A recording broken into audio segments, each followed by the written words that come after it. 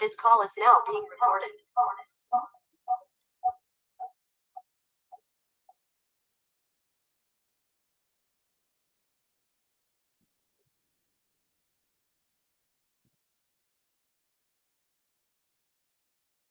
Okay.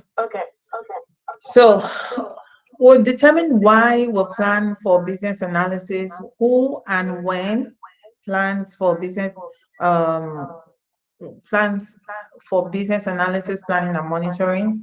What are the components and process of business analysis planning and the stakeholder analysis? And then we'll get into the requirement lifecycle management, traceability, maintenance, prioritization, change, and approval. At the end of the class, it is for us to be familiar with requirements lifecycle,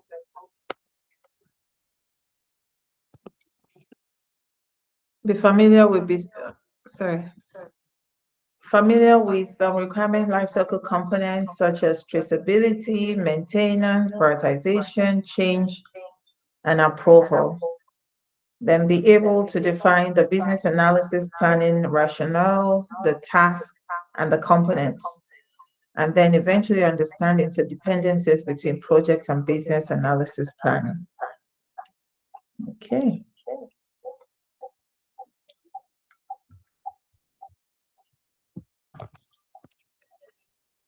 Okay. Sometimes these things don't work. Okay, so a quick recap, which we've already done. A requirement is a usable representation of a need. Remember that we said that a design is not always what?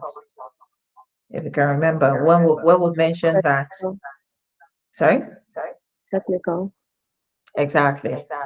A design is not always technical. A design is what?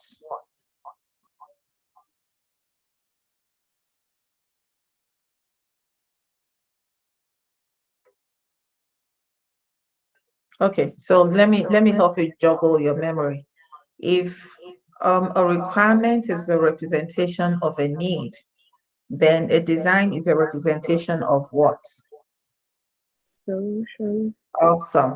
A design is a representation of solution. It's not always technical, but it would be a present or a representation, or it could be maybe a drawing, um, maybe a flow chart or whatever, but it is a representation of a solution. Thank you. All right, so we did go through this, but if you want me to go through it again, it's okay. All right, so that's that. Okay, so I did say that I would like to start from business planning. That's going to be okay. Now, why am I doing this? Business planning basically is about everything about planning. Remember the example that we gave for last week? If you have a need, as simple as if you were hungry. So if you're hungry, what do? You start to think. So your analysis immediately kicks in. You start to think of what to eat, right? How hungry am I? Am I very hungry or am I just slightly hungry? If I'm slightly hungry, I could maybe take an apple, or maybe if I just feel like snacking, actually. But if I'm really hungry, maybe I want to take something like rice, or maybe I want to order pizza. Do you understand? So you start to do an analysis like immediately. And then after that, you start to plan. Okay, so if I'm going to order pizza, what kind of pizza do I want? Do I want just two toppings, three toppings? Um, do I want to go pick it up? Do I want it delivered? So all of these things go into your planning. Yes, yes, no, no, right? Okay, good. So that's why we do business analysis planning. If there is a need, then a business analyst is employed or hired. So once the business analyst gets in there, understands the need, the issue, the problem, or the opportunity that is being leveraged on. So what they start to do is start to look into how they can actually bring this project to life. Okay. So a business analysis plan is created to document how the business analysis process will be performed, how you bring a business analysis project or process to life. What you need to do, what you need to infuse, who you need to get involved, um, who you need to gain approval from. Remember our RISI charts? And we said RISI was what? So everybody has to contribute actually. The R stands for Responsible, good, the A stands for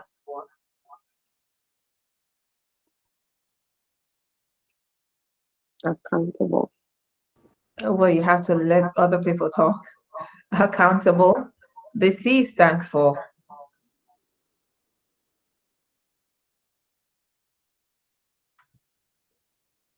I know it's coming, I know it's coming.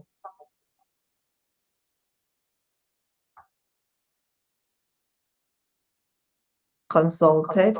And the I, the last one.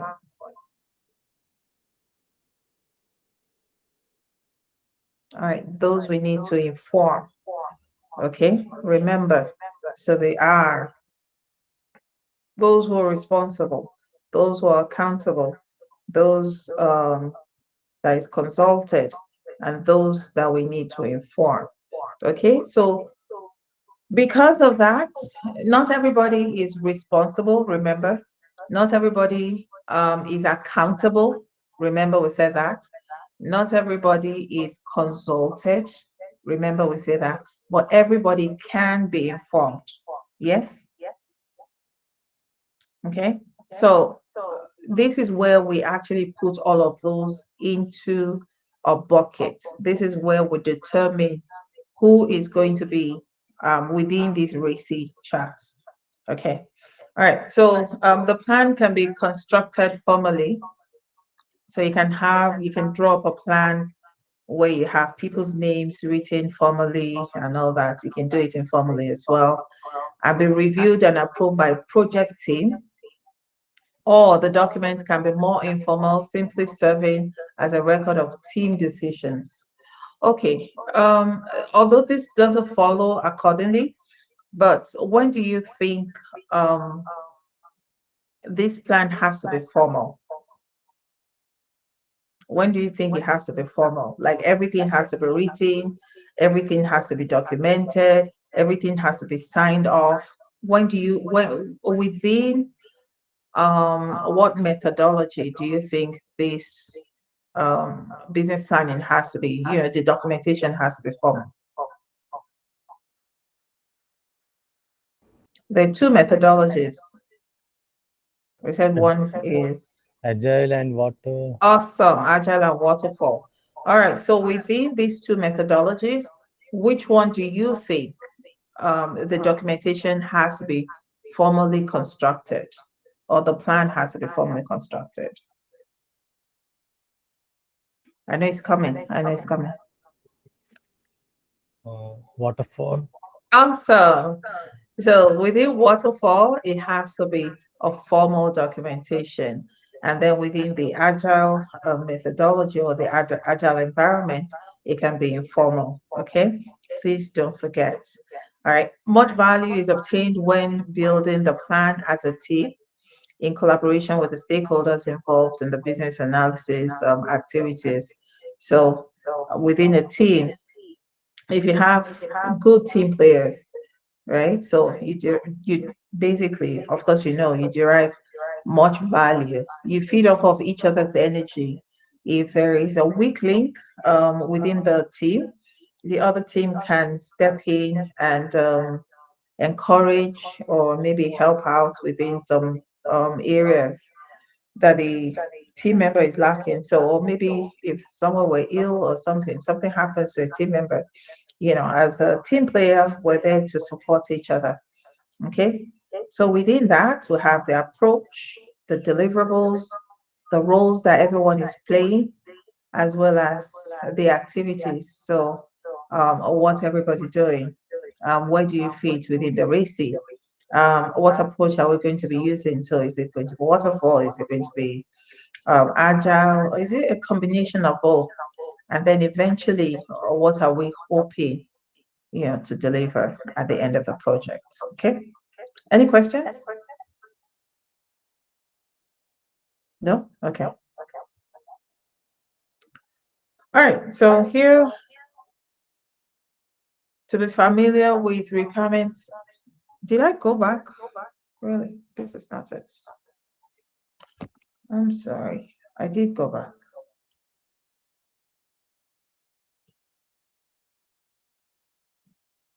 Sorry about that.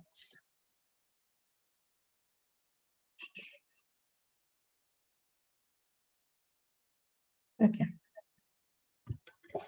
All right. Remember last week what was said that failing to plan is planning to fail. For anything that we need to do, we always have to plan. If you're going on a journey, you have to plan. So, do I need stuff for the journey? How long is it going to take me to get there? Um, what's the purpose of this journey? I mean, you don't just go ahead and then get into the car and start driving. You have to have a purpose, right? You have to have a destination where you're going. Well, maybe that's not a good example because I know that some people actually like to drive around once in a while. But then most of the time, especially if you're buying gas these days, there has to be a plan. All right, so if we fail to plan, basically the project is a failure. And then remember some of the reasons why we say that projects fail. Can we remember some of the reasons that we gave why projects actually fail? Do you remember? We talked about this last week. Say, There are a lot of reasons. One of sorry? them is there are a lot of reasons when a plan fail. One of them could be ineffective communication. Um, the others are no collaboration. Um, I cannot recall all of them, but um, Yeah, that's actually very good. Very Yeah, good. Sorry? like now I'm that 8 hour battery, 12 hour battery backup, that failure, right? Like communication. Yeah. Yeah, that's right. If you fail to identify the right people within your team, those who are actually the stakeholders, so the stakeholders that you should be collaborating with, or the SMEs, if you haven't identified them, um, there's no enthusiasm within the team. Um, you're not collaborating, you're not asking the right questions, you're probably not documenting, you're allowing scope creep into the project. So all of these things, right? So that's when we haven't effectively planned. Okay. Expectations, set expectations with the sponsor. This is where we define our scope. We should have a boundary. We should have a scope. Anything outside this is not what we're meant to be focusing on. So we set all of those expectations. And who do we refer to as a sponsor?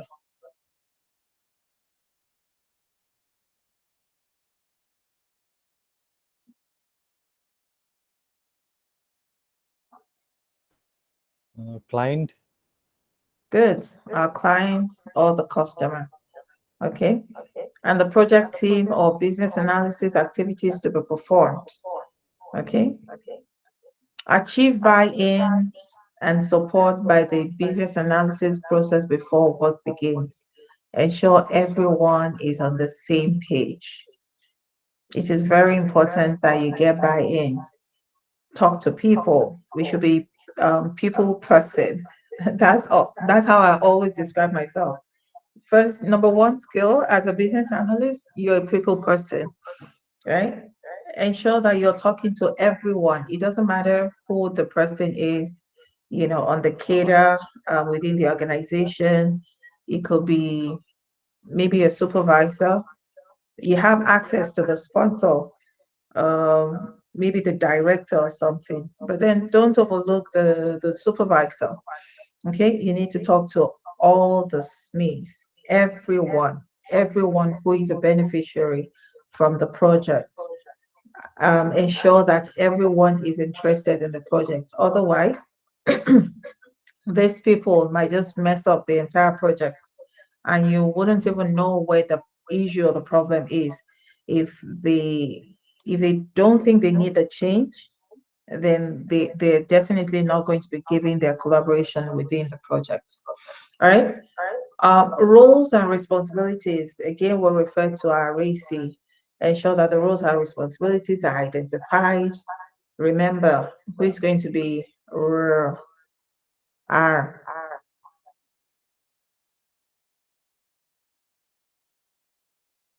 please. Who is going to be R? Manager. The business analyst. Sorry? The business analyst. No, who is going to be responsible? Who is going to be A? Oh, the business analyst is just accountable. Who is going to be accountable? Who is going to be C?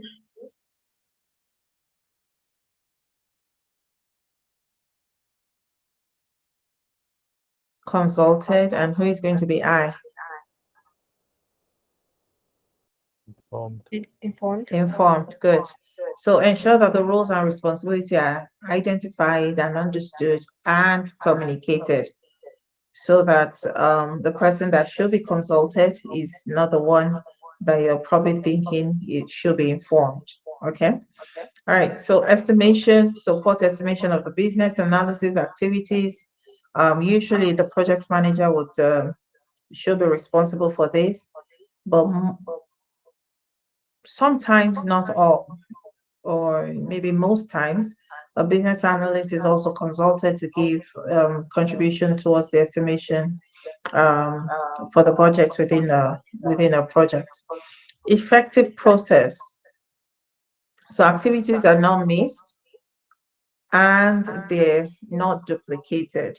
So we're going to be seeing that in requirement life cycle. Ensure that everything, there is no stupid information, there is no little information, there is no information that should be bypassed. Record everything.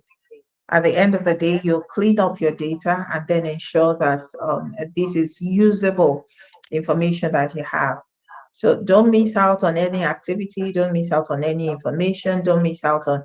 So again, remember our last week's example where we were using the phone, and Matthew, I think it was Fraser that gave um, 8 hours talk time, and then Matthew gave 6 to 7, and then Danny eventually gave 7 hours, right? Don't write it off like, oh yeah, Fraser has to be wrong because she gave 8 hours. Or Matthew has to be right because he's a technical guy, he gave 6 to 8 hours, right? Just document everything as being essential and then write the reason that they gave, because that's why we need to ask questions. Write the reason that they gave, why a phone should actually last for maybe 6 hours or 7 or 6 to 8 or 8 hours. Okay. Right. So moving on to the next. Who and when performs business analysis planning? Okay. So business analysis, let's see. Business analysis is a critical portion of an overall project management. Um, then the BA prepares a business analysis plan, and the project manager overall, the project manager management plan. The best practice is to have the project manager and the BA working together to ensure that they are aligned. Remember what I said during estimation, that usually the project manager is the one who, or within the agile environment, we actually don't have a project manager. What we have is a product owner or a product manager. Okay. So within, come to think of it, I don't think I have come across any project manager in my current space, which is a financial institution. I haven't come across a project manager. But what I'm saying basically is that within an agile environment, you should get used to the fact that you'll see more of a product owner and a product manager. So they break down the project into smaller phases where it becomes manageable by a team of 8 or a team of 9. Okay, within a within a waterfall environment, or maybe um, a hybrid environment, then you can probably have a project manager. So within a project, actually, so the project manager or the product manager or the product owner will be collaborating with the business analyst. So they come up with how to map out the plan, the process, identify who stakeholders are, be able to document um, who gives approval. Usually, it should be the sponsor that gives approval, but on the other hand, you also need maybe um, somebody else aside the sponsor. So if the sponsor is not available, who else can give approval during changes? Okay. So as we move on, you will break this down and you probably understand more. Okay. So within the business analysis planning process, we focus on the scope of the business analysis efforts. So remember that we said that you need to define what the scope is. You need to define what the process is. You need to define the boundaries surrounding these projects, and then you ensure that you align all of the goals of the initiative. So how do we align the goals? Is to ensure that whatever we're working on actually aligns to the stakeholder requirements. We talked about this last week. You ensure that it's actually giving value back to the organization. We're not just instituting a solution that is not bringing value. And what did we define value as?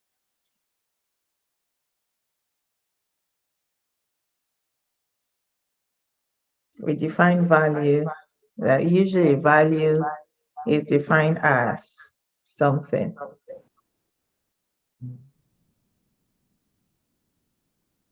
So it's defined as the financial benefits that is going to the organization. Okay. Or it could be that there's an opportunity, or it could be that it's a requirement by a governing body. So please remember that. Okay. Coordinate BA tasks with the activities and the deliverables of the overall initiatives. So the task or the activities that will be delivering to the overall initiatives, excuse me. Manage the risk.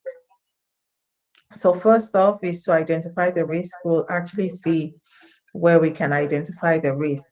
So if it's something that is avoidable, if it's something that we can take on, if it's something that we can transfer. So we identify the kind of risk that it is, and then effectively document how we're going to be addressing those risks. So how we're going to be managing them. It could be something that shows up maybe periodically. A risk could be the weather. So if you have a building project, for instance, and then you already have information that the weather is going to be chaotic, like we did get yesterday. So how do you mitigate that? How do you manage that? So maybe essentially you'd ask your resources not to show up for work, and then ensure that all of the materials that we have is well stored, so that the weather doesn't affect it and all of that. So that's how to manage. So that's one of the ways of managing the risk. So to reduce, manage the risk that will reduce the quality of BA deliverables or impede task efficiency. So we document that. So if there's going to be um, a weather impediment periodically, maybe it's once a week or once a month, everything should be documented. There should actually be somebody responsible for checking or following up with the weather um, report or weather news to ensure that we can effectively manage all of this risk that will be associated with it. Leverage approaches and select techniques and tools that have historically worked well. So basically, we're going to be looking into documentation. So have they done this kind of project before? So again, looking at the building example, you check through the organization's history and see if they've actually done something like that before. Have they also um, done a project within, or maybe they have done some building around this period. So what did they do about it? How were they able to manage the periods where they had snowstorm, things like that. So we're going to be looking into what worked and what didn't work. Okay, so within that time, maybe the organization actually stopped working around November and then they resumed by February. So maybe that's when that's when there's a high concentration of snow. So maybe that's how they were able to manage it. So once you look into that, you'd actually find out that you might as well want to close that project by the end of November and then resume it by um, maybe first week in March. Okay. And then factors affecting business analysis approach. We have the project methodology. We have the project context and the deliverables, formality and level of detail. Okay. The project methodology, what's that? Uh, so either the agile or the waterfall. Okay. So we're looking into three projects. Sometimes within an organization, we might think that maybe it's an agile environment, but then the project would actually is the project that determines, is not the organization. The project actually determines which methodology is going to be engaged at any point in time. So you could have an organization and then the project is speaking hybrid. So you have to engage the waterfall as well as the agile methodology. The project context, you also have to define that, the deliverables, the formality, the level of detail, what the information that is being documented and all of that. This is where we'll take a look at it. Okay. The business analysis planning component. Oh, I didn't even ask if there was any question. If there's any question, please let me know before I move on to another slide. Okay.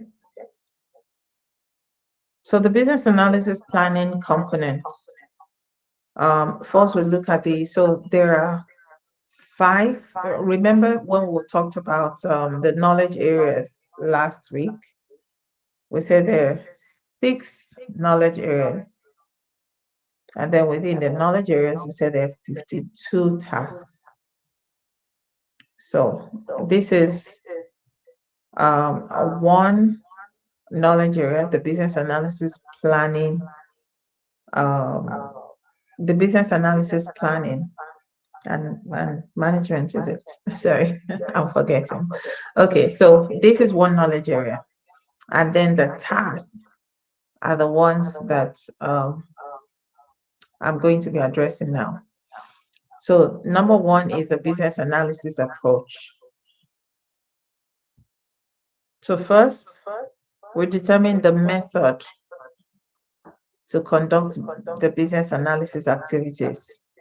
What method do we want to use? Okay.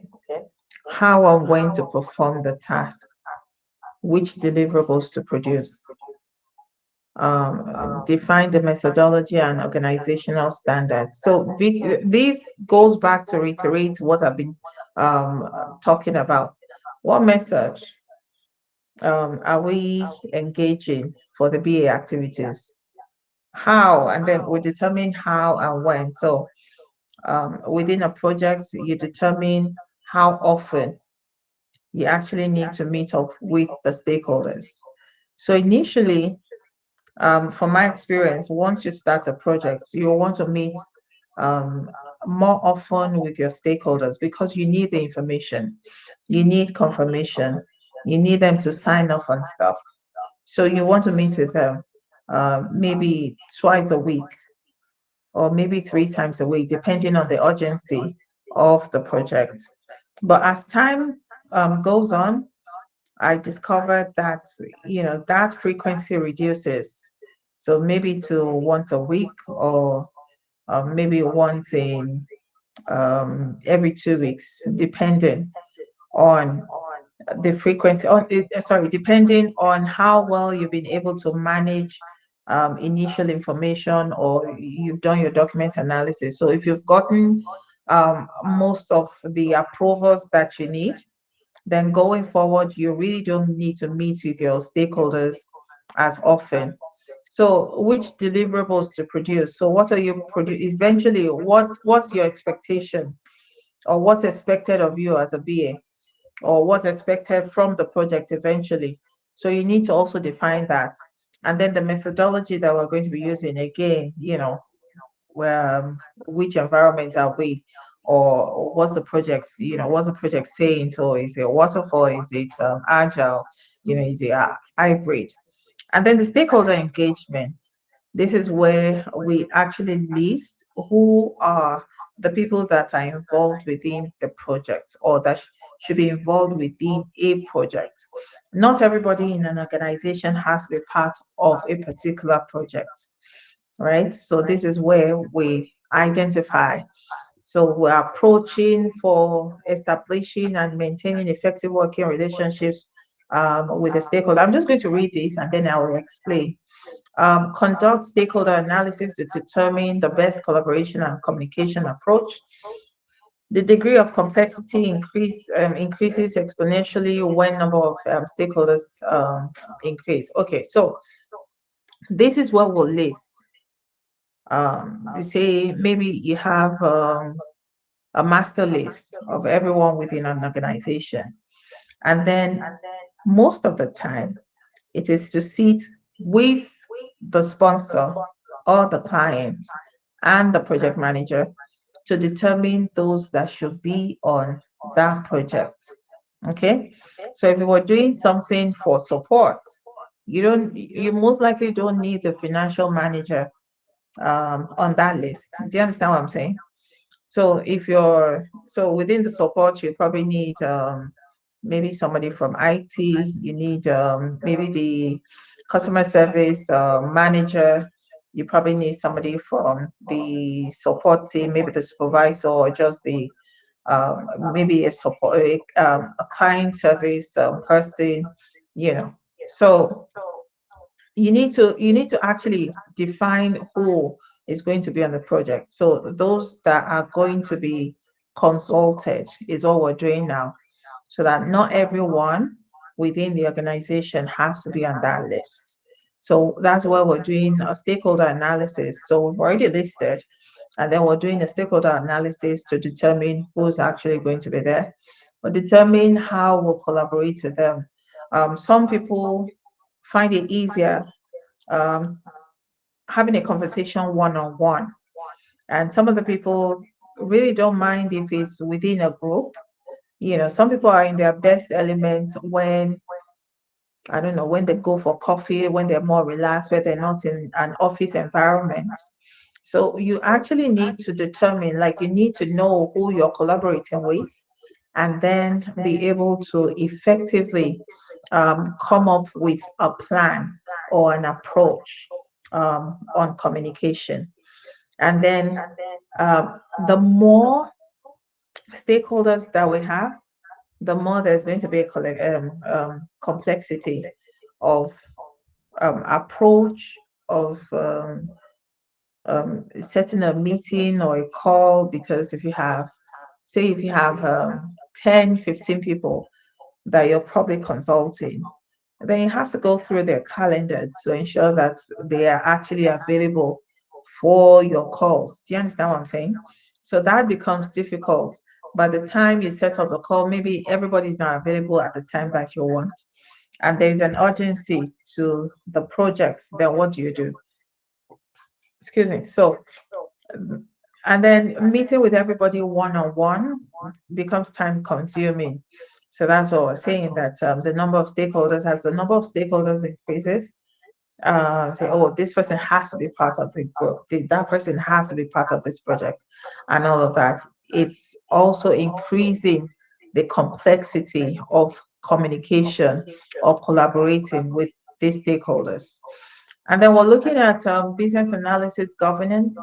Um, this is where um, we determine how decisions are made. So who's going to give approval? Who is going to be responsible for the change process? Who is going to,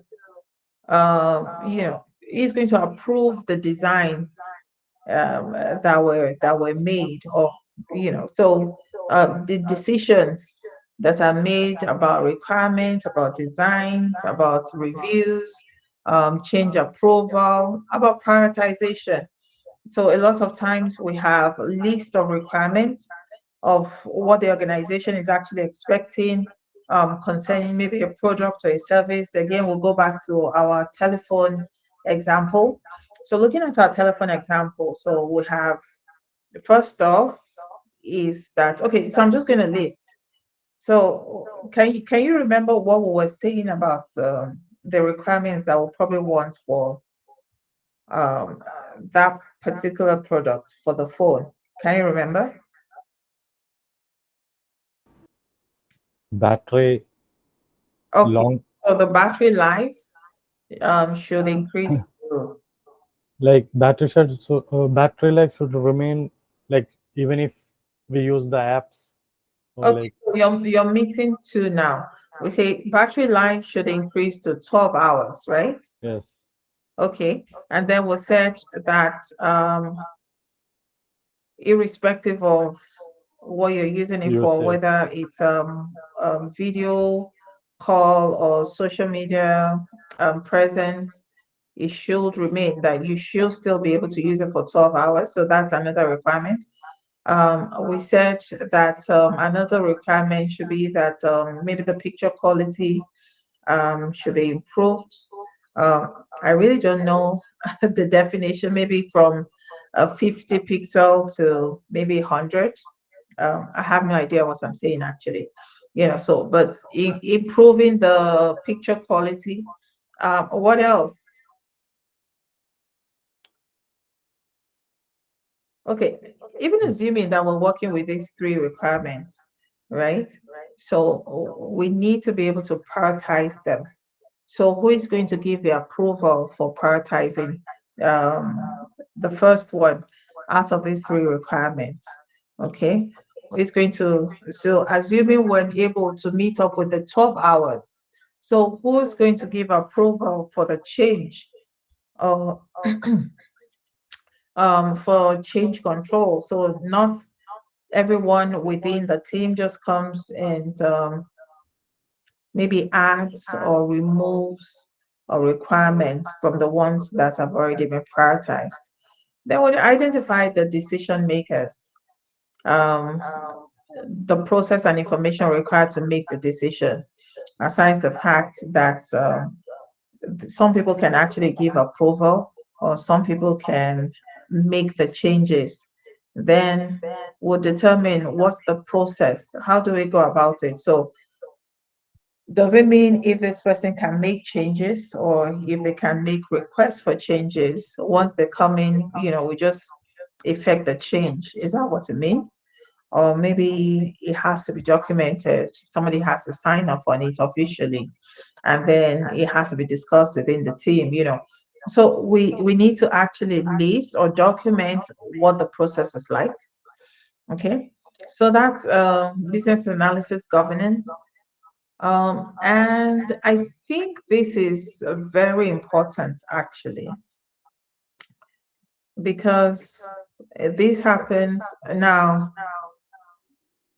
Uh, Stakeholder engagement and all that, you can maybe get away with it if you really don't identify all of the stakeholders within maybe an agile environment, or maybe any environment whatsoever. But the business analysis governance is extremely important, because once you approve a change, or once you don't follow a change process, and you just go ahead and effect the change, then it's going to actually result in a project failed. So it doesn't matter which environment it is. So that's why I'm saying, take note of that. Then business analysis information management. This is how information is stored and assessed. So uh, I don't know if this happens, or if you've been in an organization where um, maybe at your level you're giving access to certain information, but for some other ones you don't have access to it. Have you experienced that before? Maybe you want to log in, and then you're trying to get on a database, and it says, oh, you don't have access to this ones, but for some other ones you have access. Okay, so this is also part of it, how information is stored and how it's accessed. So some people have access to certain things, some other people don't have access at all. Maybe people like the sponsor would have access to everything. Okay, so who has access? Where is it stored? How is it stored? Um, who is going to be responsible? And then we identify how it will be organized. So should we do it alphabetically, numerically, the level of detail that should be, remember I said there is no stupid information, there is no little information, that every information that we have should actually be documented. However, when we're cleaning up our data, then we can decide which one is actually of importance. But then at the initial stage, everything should be documented, because you don't want to miss out on any information, no matter how little. So identify how it's going to be organized, the level of detail that should be involved. If a documentation is going to the sponsor, there is something that will call an executive page. It's just maybe like a paragraph, or maximum of two. They're not going to be sitting and then going through a document of 40 pages. They don't have that time. Okay. So the level of detail, the relationships between team members or those involved in the project, um, reuse what we need to reuse, the information or the documents, or the requirements that needs to be reused within the enterprise, and how that is maintained. Okay, and then lastly, we're going into the business analysis performance improvements. So first, we're going to be assessing what the BA has been doing.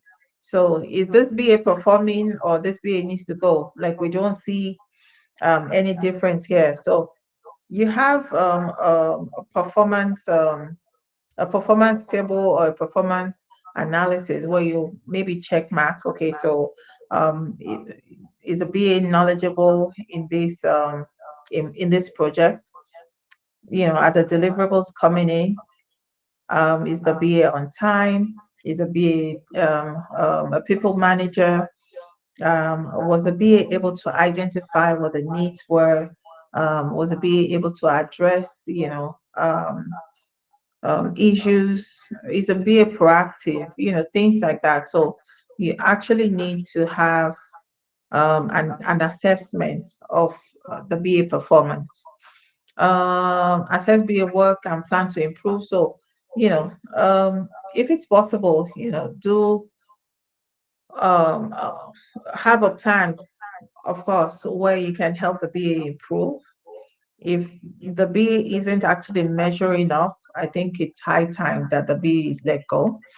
Establish performance measures, conduct performance analysis, report. So basically, this business analysis performance improvement is referring to the contribution of the business analyst.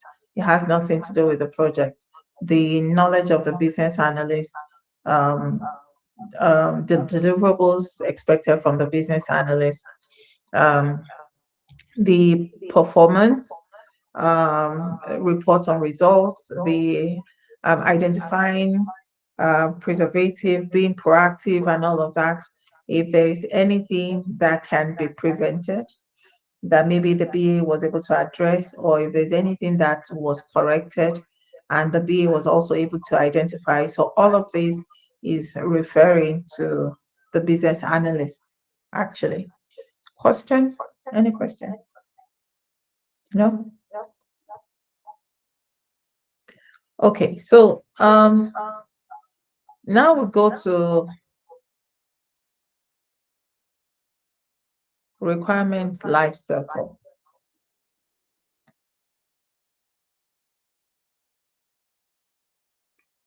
Remember that business analysis, planning, and monitoring. Can we remember what we talked about just now? Just do a quick recap.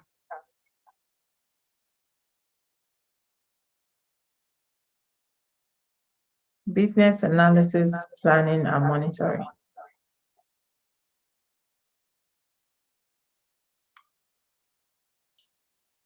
What is business analysis, planning, and monitoring?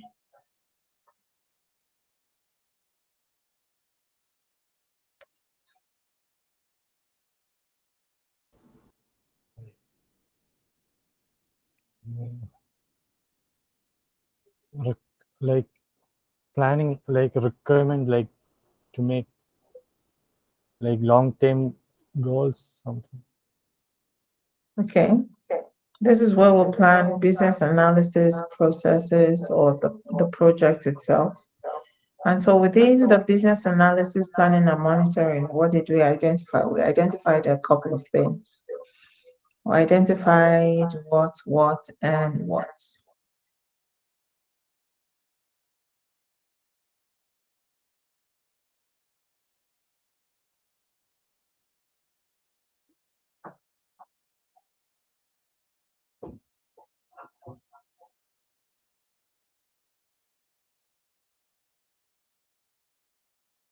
Can you remember?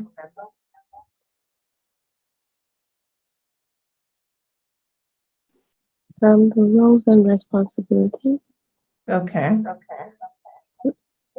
So that's business analysis governance. So who's going to be responsible for change management or approval? Who is going to be um, who is going to be responsible for the requirements for the designs? So basically, who are those that are going to be signing off on the requirements? First, the requirements, and then the design, right? So who are we going to be holding responsible, right? So that's where when we talked about RACI, we said not everybody is.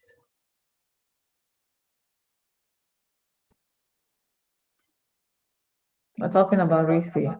Not everybody Responsible, is. responsible, Third, not everybody is responsible. Not everybody is accountable, accountable.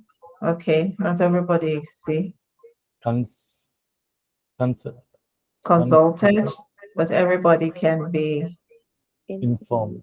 informed also. Okay, so that's where we actually define our RISI. Okay, so we know who is responsible for what. So we define that. Remember, when we're planning, we'll determine who is going to be on the project. We'll determine their roles and their responsibility. We'll determine the scope of the project, right? In order to prevent scope creep. We don't want um, we don't want to address any anything else. So we're setting boundaries. We don't want to address anything else that has not been identified within the project. Why? Because we have limited funds. That's our budget. We have limited resources. And then we have people that are meant to be our subject matter experts that are working within that project.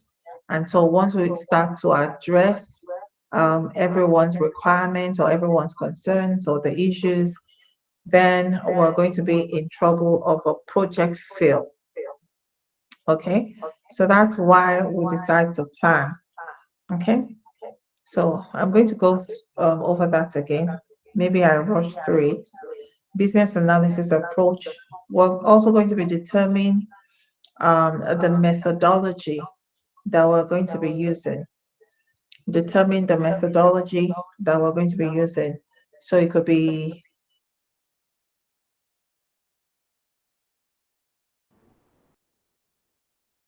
methodology. Waterfall or Agile or agile? waterfall. It could be waterfall or agile, or it could be a combination of both. So it could be hybrid.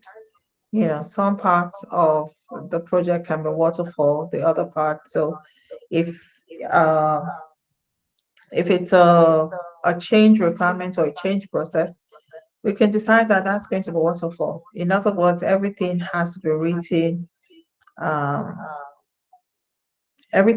written, documented, and then formally approved or signed upon.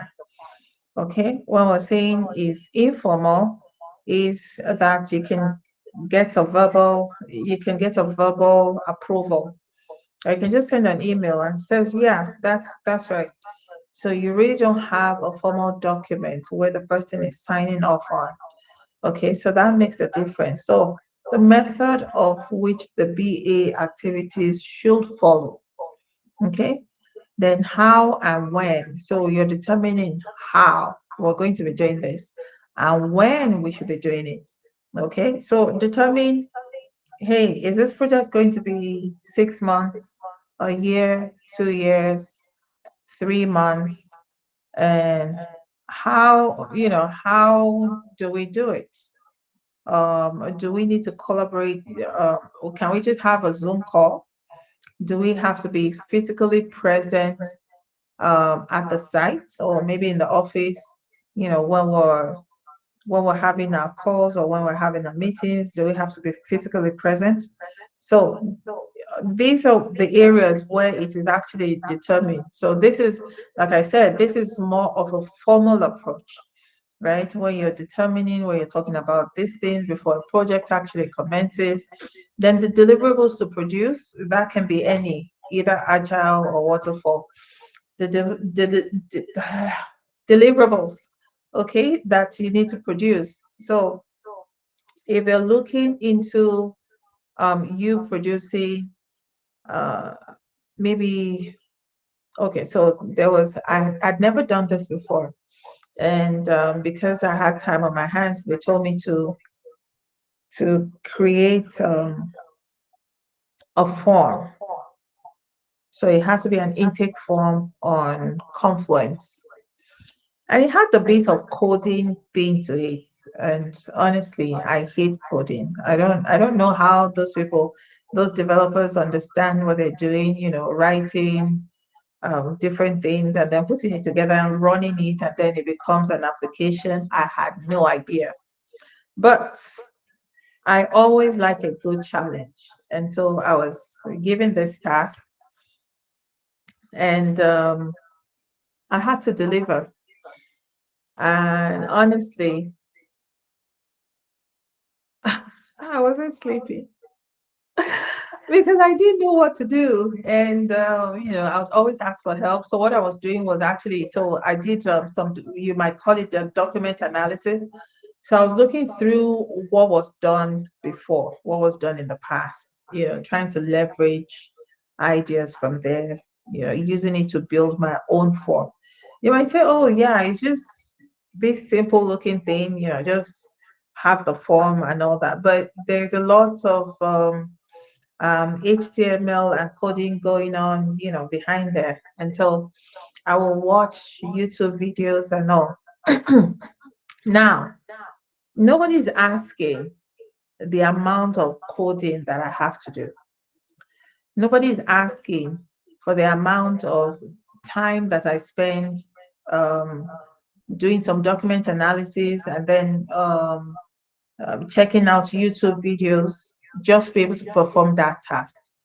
What everybody is expecting is to see a usable form, right? So they see, okay, so you look at it, you see it's a form where you put in your name and maybe your ID number and a few information. So that's what my deliverable was meant to be. That's what they want to see. Okay. So which deliverable to produce? You usually within a project, so you have your acceptance criteria. So once you're able to provide XYZ, then you know that the project is actually a success, or then you know that you've actually done your bits. Okay, so they're looking for with deliverable. Maybe defined by methodology or organizational standards. In other words, it means that you follow the protocol or the standard of the organization. Okay, so the organization should actually be, so you can't say, okay, so I worked at RBC. And so these kind of projects we've already done in RBC. And so now that I'm transitioning to CIBC and I'm on the same, kind of the same project. So I'm going to be bringing the idea from RBC and then telling them, yeah, you can use the solution in CIBC and you think all is well. No, all is not well. What is the organizational standard for CIBC? That's what we'll be using. We're not going to be transferring, you can transfer knowledge, but we're not going to be transferring solution from RBC to CIBC. Do you understand what I'm saying? So it has to be organization standard specific. We can't transfer we can't transfer solutions. We can transfer knowledge, but not solution. There might be some things. I give another example. Right. So I worked at my last position was at Walmart. And so we're trying to build this solution. I think I mentioned it last week. We're trying to build this solution where you can actually perform your returns from home. So you can perform your returns remotely, like if you ordered from Amazon, you can actually go back to your order and then do the returns and then get the return label and all that. So I'm trying to do the same thing or replicate the same thing at Walmart. Unfortunately, the parent company in US they already have this solution. So what we're trying to do was replicate same solution from the parent company, that's the US here in Canada.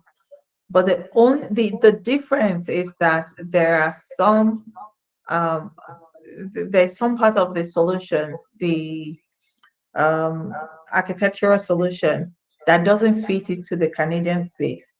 A good example is that they sell firearms. We don't do that here.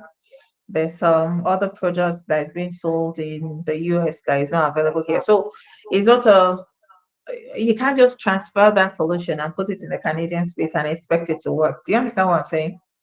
So it has to be organization standard specific. So the moment we saw that solution, we knew it wasn't going to just work for the Canadian space. We had to do a decomposition first, understand the architectural piece, the entire thing, and then start to do a decomposition, break it down, and then start to select the one that works and the one that doesn't work. So we'll go back again.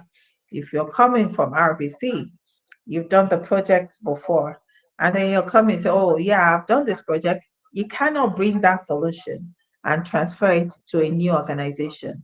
You can bring the knowledge that you had, but you can't bring the solution. Okay? All right. So I'll go back to stakeholder engagement. Okay. Here, we're doing what initially? So first thing, what are we doing within the stakeholder engagement?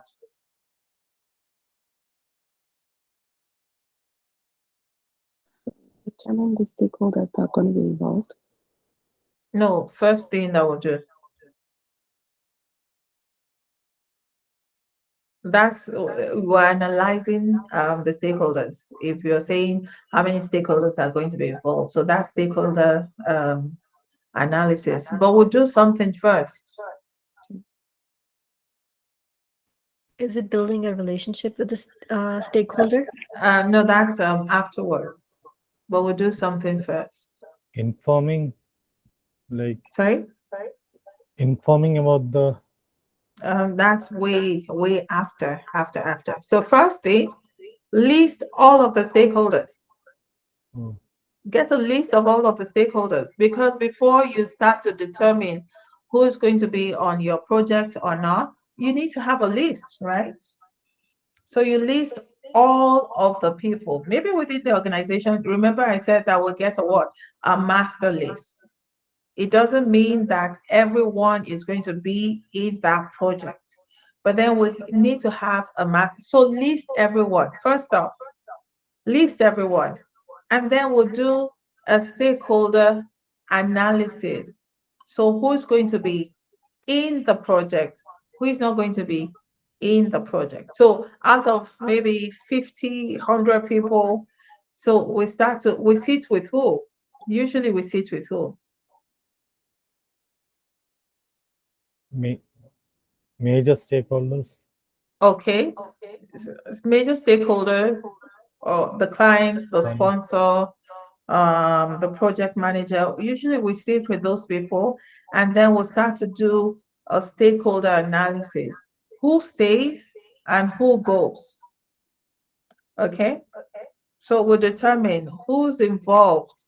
Remember, we used the example of if you're working within the support team or the support department, right? We said financial manager really doesn't have to be, maybe they can be consulted if there's a dependency, but then they really don't have to be part of that project, right?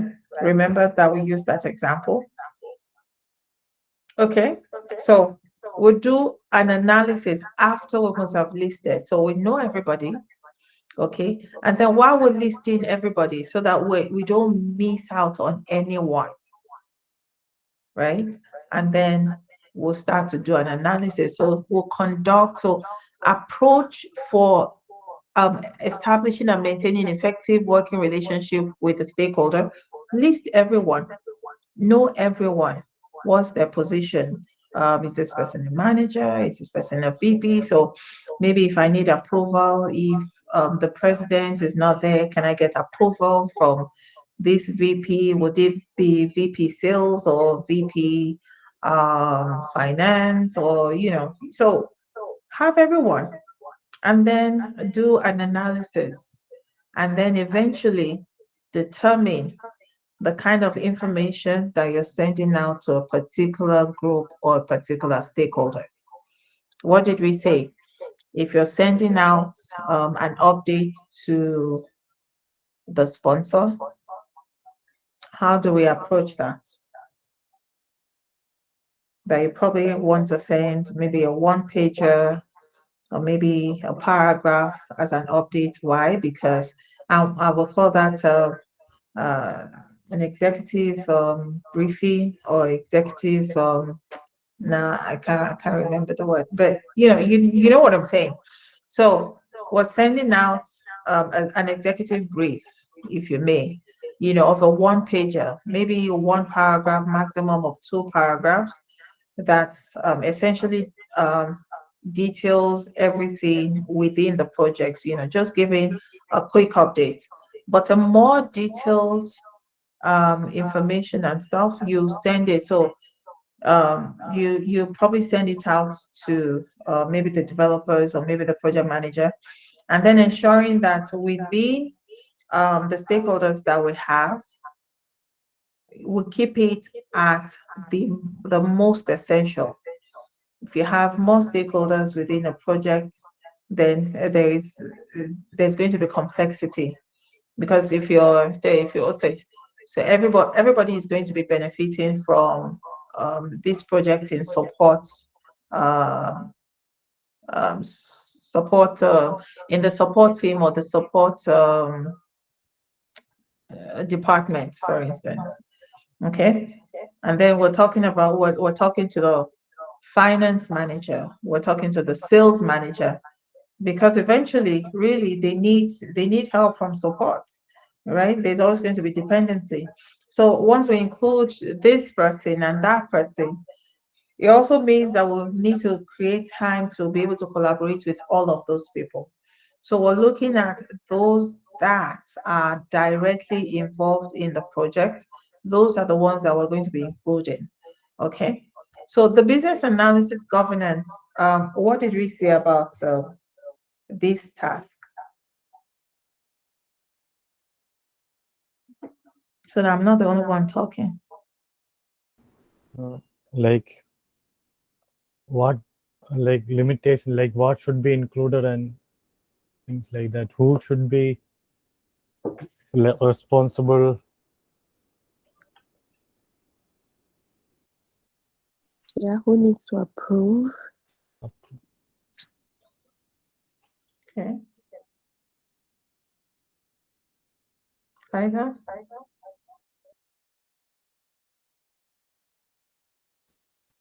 Sorry, could you repeat your question? Yeah, so what did you say about the business analysis governance task? Oh, any change we make or anything we suggest, we need their approval. They need to review if it's okay to go ahead with it, or is it within the budget that was in the plan to begin with. All right. Okay. So that's what's done within the business analysis governance. However, so who's going to be responsible for everything that you said, is what we're looking at. So who is going to be determining the budgets? Who is going to be determining, the amount of resources that we have? Who is going to be responsible for the approval? Who is going to be responsible for the change process? Who is going to be the decision makers? Who is going to be informed, who is going to require, or who is going to be required to make decisions, and all of that. So approvals and the rest of that. So that's what we're doing in the business analysis governance. What are we doing in the business analysis information management?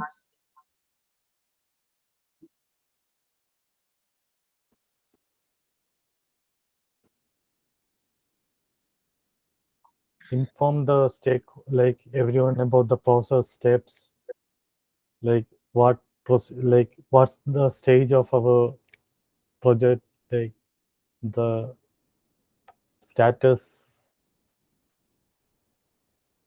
Okay. or Okay.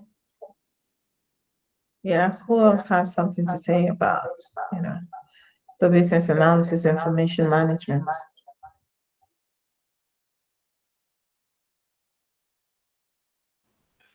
I would say the data or the information that was used to reach the final product, how is it being stored, and a record is maintained for future if being questioned, how it was performed, or let's say something happens in future and we need to go back, how would we track that? So there should be a system which maintains all the information that was used to reach the final conclusion. Okay. So what we're saying is that there should be a repository where everything is stored. Yeah. Okay. So where everything is stored, who can have access? Don't forget, not everyone can have access. Not everyone is granted access, right? So, um, um, have you ever been sent a survey where at the end of the survey, or maybe at the beginning of the survey, they let you know that your information is actually um, is confidential and it's not going to be released? Yeah. Okay, exactly. So that's what we're talking about. So usually as business analysts, we actually send out surveys to understand or get customer feedback or customer insights about a project, I'm sorry, about a product or service. And so before we send out that information, it's actually required that you write somewhere that the participants' feedback is confidential. Now, once we have all of, now it's possible that there is an identifier, meaning that I can link a response to Michael. That's possible. That's just for record purpose, so that you can ensure that not one person is giving two responses. Okay, so that is that. But for most of the time, the identifier will just be numbers. So it could be 1 to 50, so that I know that survey number 50 is what I'm sending out to Dami. Or rather, I'm expecting 50 respondents. So I have 1 to 50. So um, I really don't care if it's Dami or Michael or Faith, I just get 50 responses back, and that's fine, but I don't have the names associated to which response.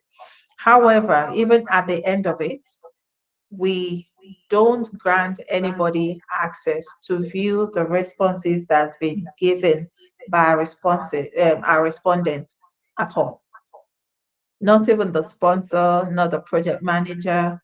But if you're working, say, a senior business analyst and a junior business analyst, both of them will have access to that data, but not anybody else. So that's why we're saying, who has access to your requirements? Where is it going to be stored? I mean, if I store a requirement in what we'll call a SharePoint. SharePoint is a public repository where teams actually store their documentation and everybody has access to it. So if I store that in my SharePoint, then everybody has access. So what's the essence, right? So everybody can see that. So that's not what we're saying. So where's it going to be stored? Are you sure you're going to be keeping to your promise? Are you sure you're going to be keeping to your promise where you actually informed your participants that their information will be confidential, right? So that's one of the things. So where are you storing? Who has access to it? Who doesn't have access to it? You know, and then identify how it's going to be organized. So is this data going to, will it have an identifier? Maybe numerically, maybe alphabetically, the level of detail that needs to be contained, right? Remember that I said no information is too little. No information to be discarded. However, as we proceed in our elicitation or document analysis, then we'll find out that the level of detail that we need to have within a requirement, maybe some should be highly detailed if you're dealing with a developer, or maybe some should just be maybe a one-liner if you were dealing with a sponsor. Okay, so what's the level of detail? Maybe Dami just likes you to tell her how that requirement came about, how you were able to conclude on these requirements. So how did it start? Okay, maybe say surveys were sent out. 50 surveys were sent out. Out of the 50, we have 70% of our respondents requesting for a longer battery life. So that's where we started. So the the surveys were sent out maybe in June of 2022. We received them by August, end of August 2022. You know, the level of detail, do you understand? So, how much of a detail do you want within a requirement? This date, this is where it started from. These dates were received dates. These dates were analyzed dates. These dates we were able to come up with this requirement. At this time, we moved on to Phaser. Phaser has happened to be on the governance board, and Phaser, although she's not the president, she's the VP, and so she was able to approve the requirement, and so we included the requirement. So Phaser actually gave our approval at so time, and then we included the requirement in our repository, and now um, we've done an analysis and then we'll prioritize. So this becomes our number one priority when we're actually looking into this project. So that level of, so that Dami actually wants that, she wants a backstory or the history of how you arrived at that requirement.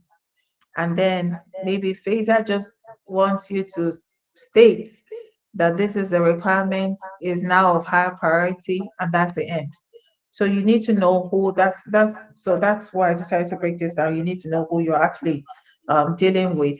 Are you dealing with Dami that needs the backstory, or are you, because if you're dealing with Dami and she needs a backstory and just give her a one liner, you know that's a fail already, because she's going to be asking for back history of how that requirement was actually instituted, right? And then if you're dealing with Phaser that just needs a one liner and then you're providing maybe a five-pager content to Phaser, then she's not going to read it definitely. So you have to, so you're losing time. So that's time management on another hand. So you have to go revisit that document that you sent to Phaser and then write out just the important information that Phaser needs. Any questions? Okay, then we'll go back to the business analysis performance improvement. What did we say about process analysis performance improvement?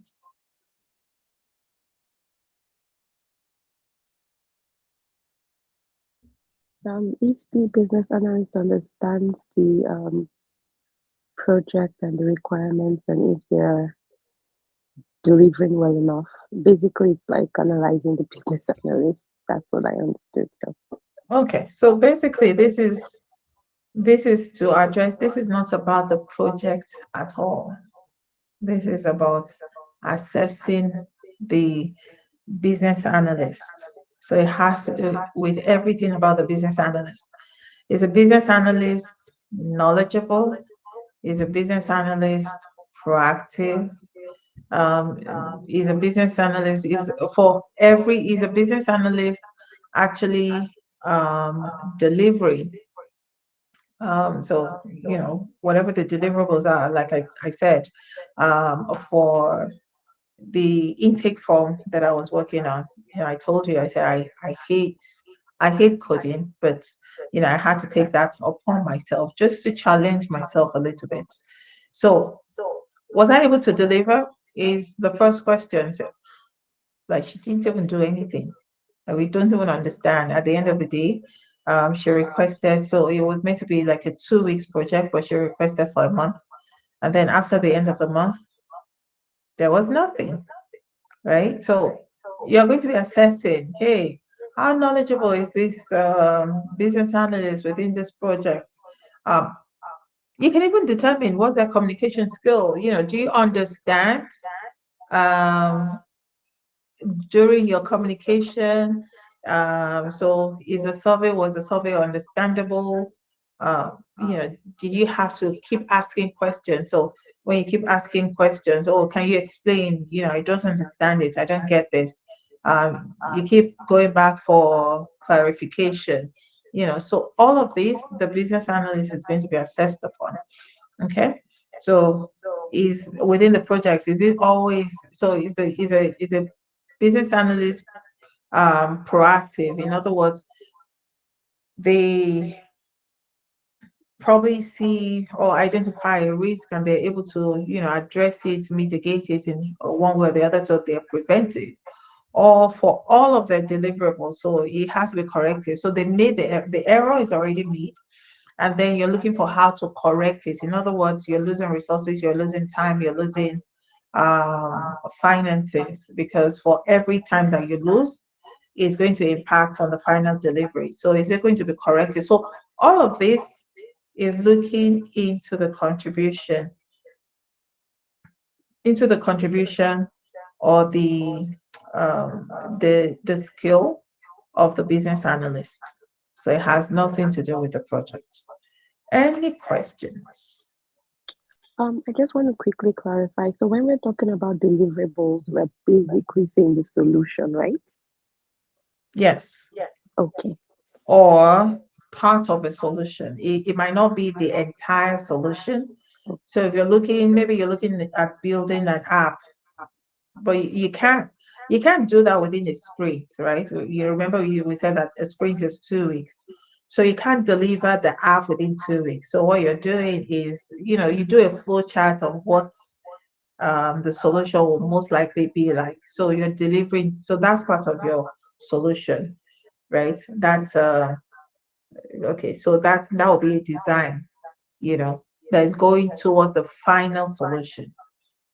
Okay. Any other questions? But that was a good question. Sorry. Yes, that was a good question. Any question? You can ask anything, to clarify. You can use an example and say, oh, I'm thinking about this. Would it also apply and all that? That's how you actually gain understanding. Again, look through your environment, your day-to-day activity at work, at home, wherever, and then look into applying it into business analysis, and then think through it to say, oh yeah, would in this situation would this also apply? So that's when you begin to start thinking, challenging yourself and your thought process, your critical or criticalness, within the business analysis. Any questions?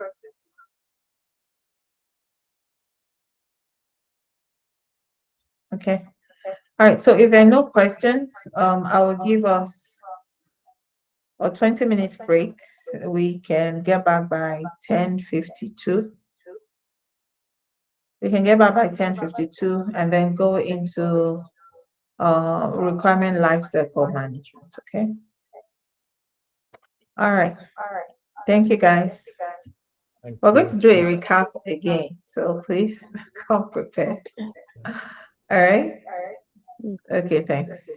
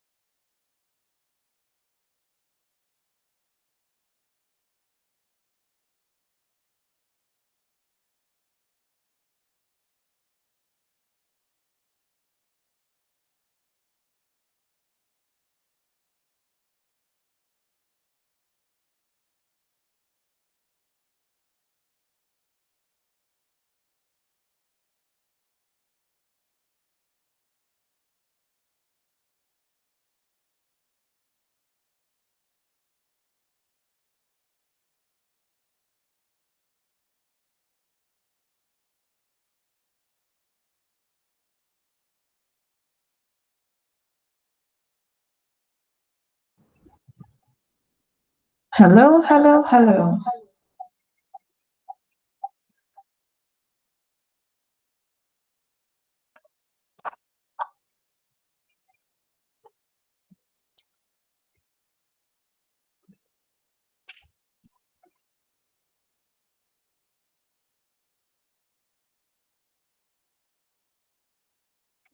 Hi, everyone. Hi. Okay, so let's go back to a quick recap to talk about business analysis, planning, and monitoring. Does someone want to share with us what we talked about?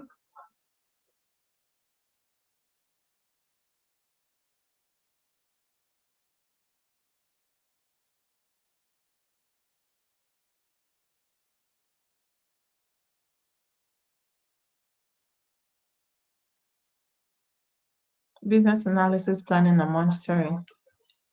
So what did we say? Just a quick recap. We don't have to go into details.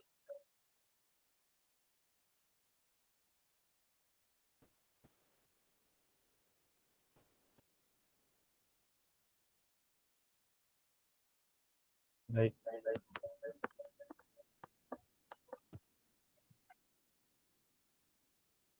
Yes?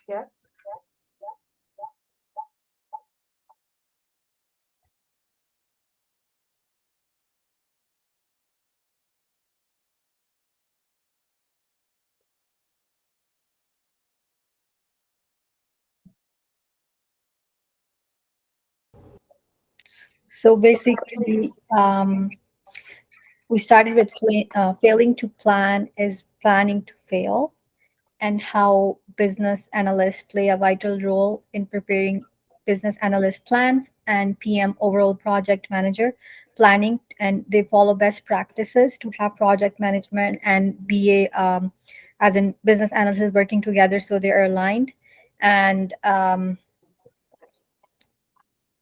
whatever is expected from them, they provide that. So if they're unable to be, if they're not able to provide what is expected of them, then they're not considered a good business analyst, and this can cause a lot of problems where they're not being considered knowledgeable, or they're not able to fall up to the standards that are expected. All right, so that's business analysis, process improvement. Okay. So there are some other tasks as well. So somebody else wants to speak to that? Yeah, you get a list of the stakeholders, like the master list, and then you determine the stakeholders that will then be working on that particular project. Um, you gather requirements and document, and also make sure to get approval from um, the sponsor on the change that's going to be made, and also determine how the information and data that's gathered, how it's going to be um, stored, and who is going to have access. Okay. So you just talked about stakeholder engagement and Business business information. analysis governance. Okay. Okay. Yeah. So we still have three others. Then taking surveys to get feedback from to improve the business later on the projects. So like Hmm. taking surveys, like how to better improve. All right. So that would be, I guess that would fall. I think I gave example of that, and that should fall in the business improvement. However, the business improvement process is not concentrating on the business or the project. It's basically about um, the business analyst assessment. So the business analyst involved in the project is about their assessment. So I think I just gave example of that. So it's not part of the task. We have three other tasks. the business analysis planning. We've talked about the stakeholder engagements. We've talked about the governance. Um, uh, the three, there should be another one. The In-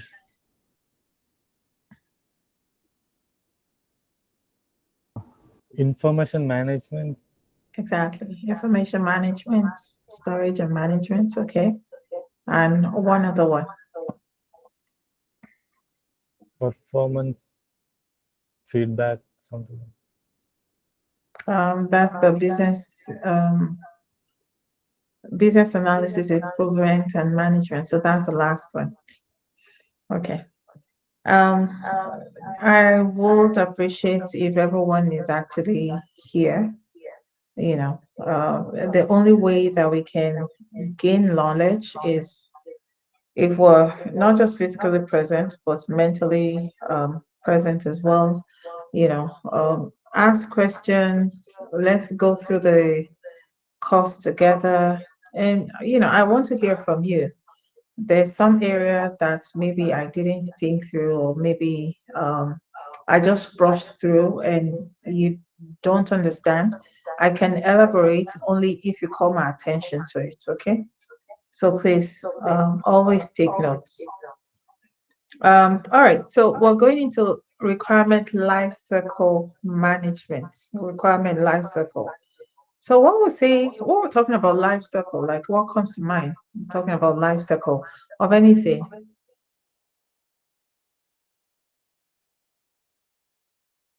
Referring to a life cycle, what comes to mind?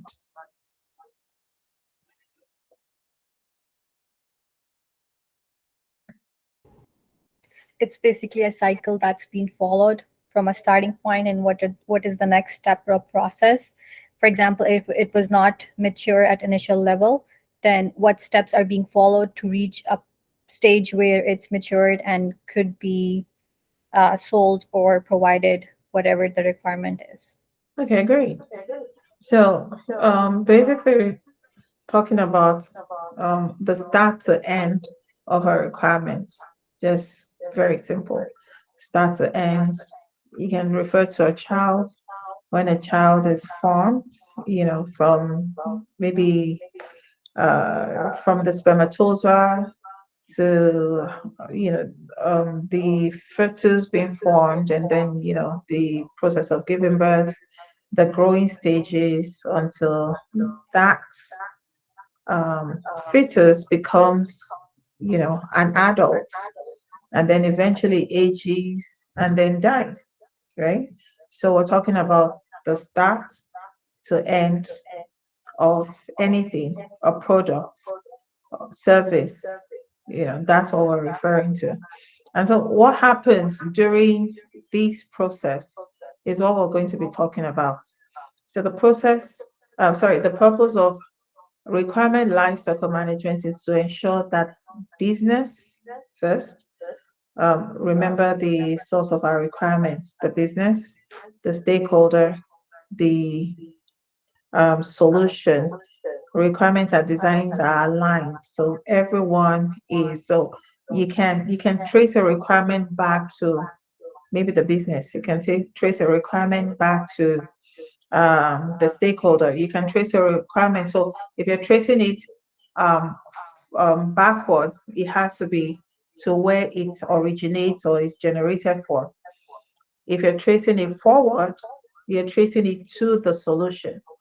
Okay, so my need or my requirement is that the battery life of this phone increases from 8 hours to 12 hours.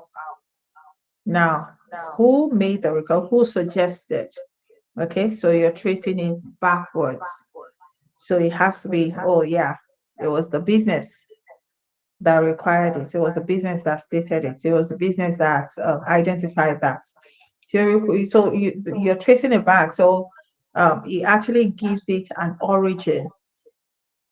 It states where it's emanating from. So that's why we're tracing it to give it validity.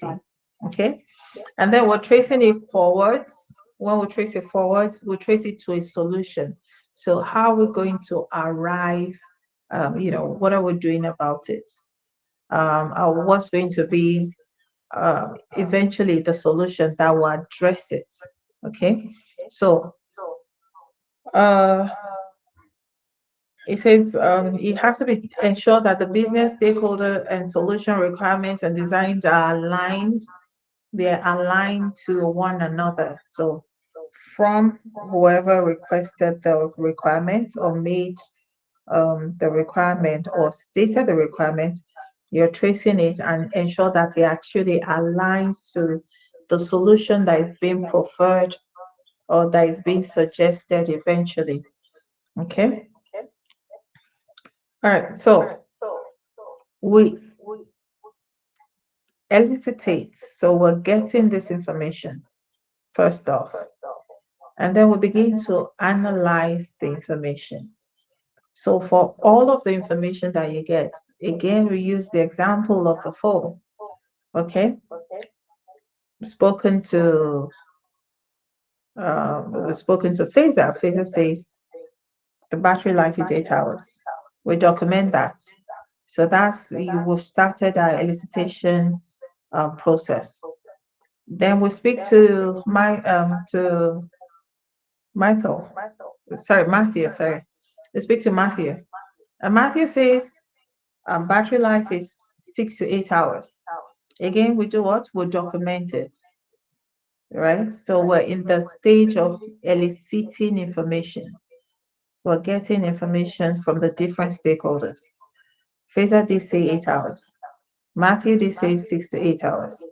And then eventually we'll go to Dami. And Dami says it is 7 hours. For sure, it is 7 hours. Okay? So within the elicitation documentation, we actually state this is what Fraser said, this is Matthew's contribution, and then eventually this is Dami's. Okay? And then we begin to do an analysis. Why are there conflicting information? Okay? So that's when we'll dig deeper. So if I'd gone to Matthew, and Matthew says 6 to 8 hours, I'd gone to Fraser, Fraser says 8 hours. I'd gone to Dami, Dami says 7 hours. Then we dig deeper and then start to analyze, question, why are there conflicting information, right? Why don't I have the same information across board? So that's when we begin to ask questions. Matthew, why did you give 6 to 8 hours? Fraser, why did you give 8 hours? Dami, why are you so certain that it's 7 hours? So that's when we begin to break it down to understand what the need is, or what the issue is, or what the underlying factor is. Okay, so we'll do an analysis that way. And then we begin to model what we'll call a specification, right? Okay, so now that I understand what the issue is, this is where we probably define our current state, and then for the future state. So this is where we're going, and then we begin to visualize what the solution can be. So what the solution can be is increasing the battery life from 8 hours to 12 hours. As an added advantage, we also want to ensure that even with um, uh, video content or social media content, we still maintain the 12 hours. And then we'll go back and then go validate with everybody, with all the stakeholders. Does this agree, or does this meet up, or are you in support? Do you confirm that this is our collaborative agreement, that the phone battery life should be increased from 8 hours to 12 hours? So we'll go back and go do a validation that way. Dami signs off. Actually, yes, that's right. And then you go to Phaser, right? Phaser, You agree 8 hours to 12 hours? And she says, yeah, I actually approve that. Yes, that's right. And then you go back to Matthew. Matthew, as the developer, you in support that we should increase the battery life from 6 to 8 hours to 12 hours. And then, so that's where we're getting our validation. Okay. I've talked about the management right in the middle where we're tracing. We're tracing it to give it validity. We said we'll trace forward and backwards. Yes, yes, no, no. If you didn't get why we're tracing forward and backwards, can you just let me know so I can repeat it? Got it. Can I should repeat? Yeah. Okay. So I said we'll trace forwards and backwards. We're tracing backwards to the original source. And then we're tracing forwards to the solution. Backwards to the original source where the requirement emanated from or where the requirement came from so that it gives it validity. And then forwards to the solution so that we are aware of how that issue, the problem, or the opportunity is going to be addressed. Okay. How the requirements will be maintained. Again, we're talking about storage, we're talking about access, we're talking about who's responsible, everything that we talked about in information, access, and storage. When we're talking about business analysis, planning, and monitoring, we're talking about virtually the same thing here. We're talking about prioritizing. Okay, we have 3 requirements that we've already identified, but which one takes precedence? Which one comes first? Do we have enough budget to address all 3? So if you can address all 3, that's fine. But which one are we going to be concentrating on the first? Which one comes second? And then we're talking about access change. Again, we're talking about governance. Who is going to be responsible for approving changes? Who is going to be responsible for approvals? And then again, okay, so the changes, sorry, what's going to be the process for change? And then eventually approval, who is going to be responsible?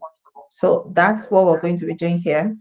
You find out that a lot of the tasks actually, they kind of overlap, when we're talking about it. It's almost like you're repeating the same task. That's not the issue, actually, is that you're doing the same process. It's just that in different knowledge areas, you're repeating the same thing, but then they're asking that maybe the way you take a look at it is different from the previous knowledge area. So you're basically performing, like almost performing the same process, but maybe documenting it differently. So that's I just want you to keep an open mind. Any questions? Okay. Can you please explain the analysis part of it again? Okay. All right. So once we get our requirements, so our requirements actually starts from elicitation. So we're asking questions. We're going back to Matthew. We're going to Faitha. We're going to Dami. And we're talking to all of our stakeholders, all 3 stakeholders, and we're asking them, okay, so this is the issue. However, what's your contribution? So Matthew is coming up with the fact that we have this phone is our best-selling product. However, it only lasts 6 to 8 hours. But our customers are requesting that they want a phone that will last them for 12 hours. So we've identified the issue or the need. Okay. We've identified the issue. And then we've gone to Matthew. Matthew says, well, from my understanding, it only lasts 6 to 8 hours. Fraser says it lasts 8 hours. Dami says it lasts 7 hours. So that's the information that we were able to collect while we're talking to our stakeholders. Now, in order for us to understand further why the conflicting information from all of our stakeholders, we do what? We do a little bit digging. We dig further into the collected information or the elicited information. Okay, so why is there conflicting information? Why is there conflicting information that we've gotten so far? Why is one person saying 8 hours, another person saying seven, another person so and then you go back and start to address it. If at the end of the day, maybe you've spoken to all of the stakeholders and you still need to understand, you might get that same phone. Usually they have a prototype.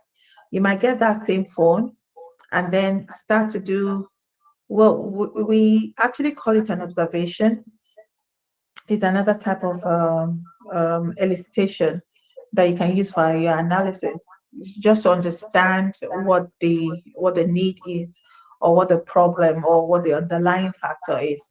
And so you take the phone, you can take the phone and actually use it. So you use it and see if you can confirm or validate what Matthew, Faisal, or Dami is saying. Do you understand? So your analysis is for you to have a better understanding.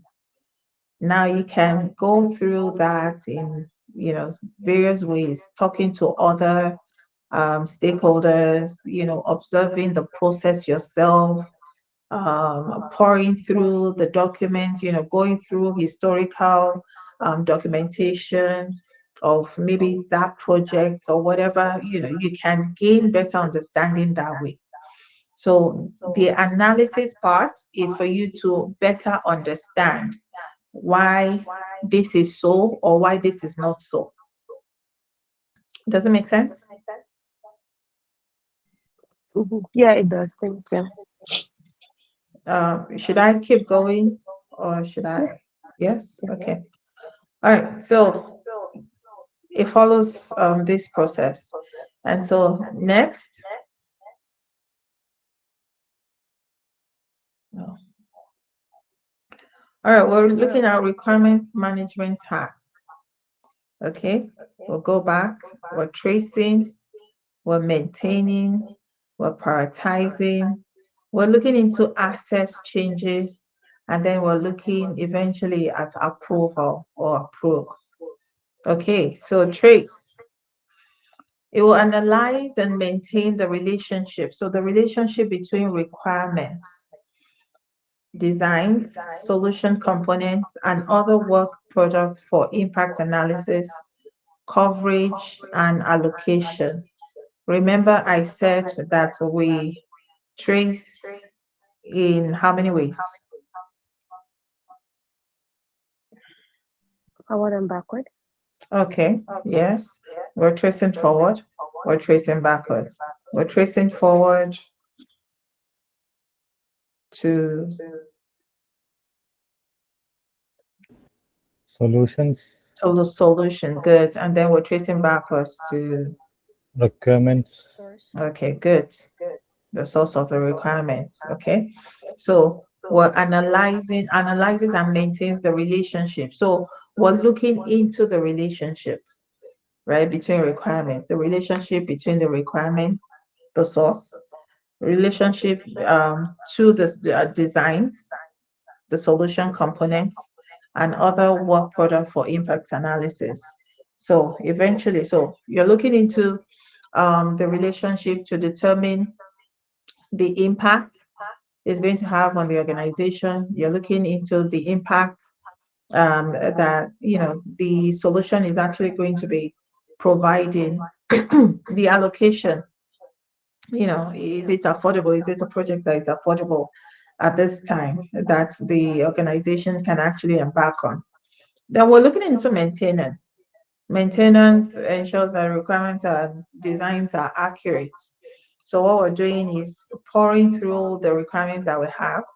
Sometimes maybe if a project is running for as much as 2 years, we find out that over the period of 2 years, say um, we have a requirement, for instance. Okay, so let's look into our current situation.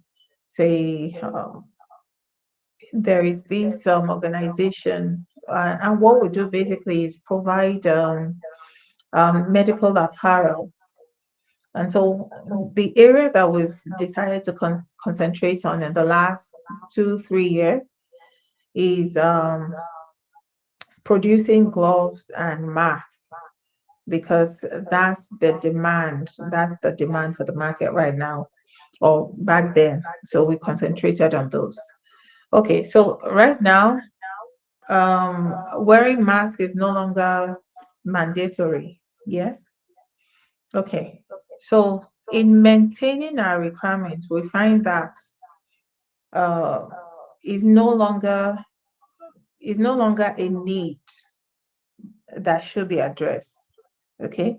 So we people are no longer required to wear masks. There was a time that a box of 50 was selling for as much as $20. And then the more it was made available, maybe that box of 50 was selling for $10. At the time that it was selling for $20, people were buying. At the time that it started selling for $10, people were buying. At the time that the same box of 50 was selling for $5, people were buying. So right now, if a mask was selling for $2 plus, there's a likelihood that they're not even selling anything. People are not buying because it's no longer a requirement. Do you understand what I'm saying?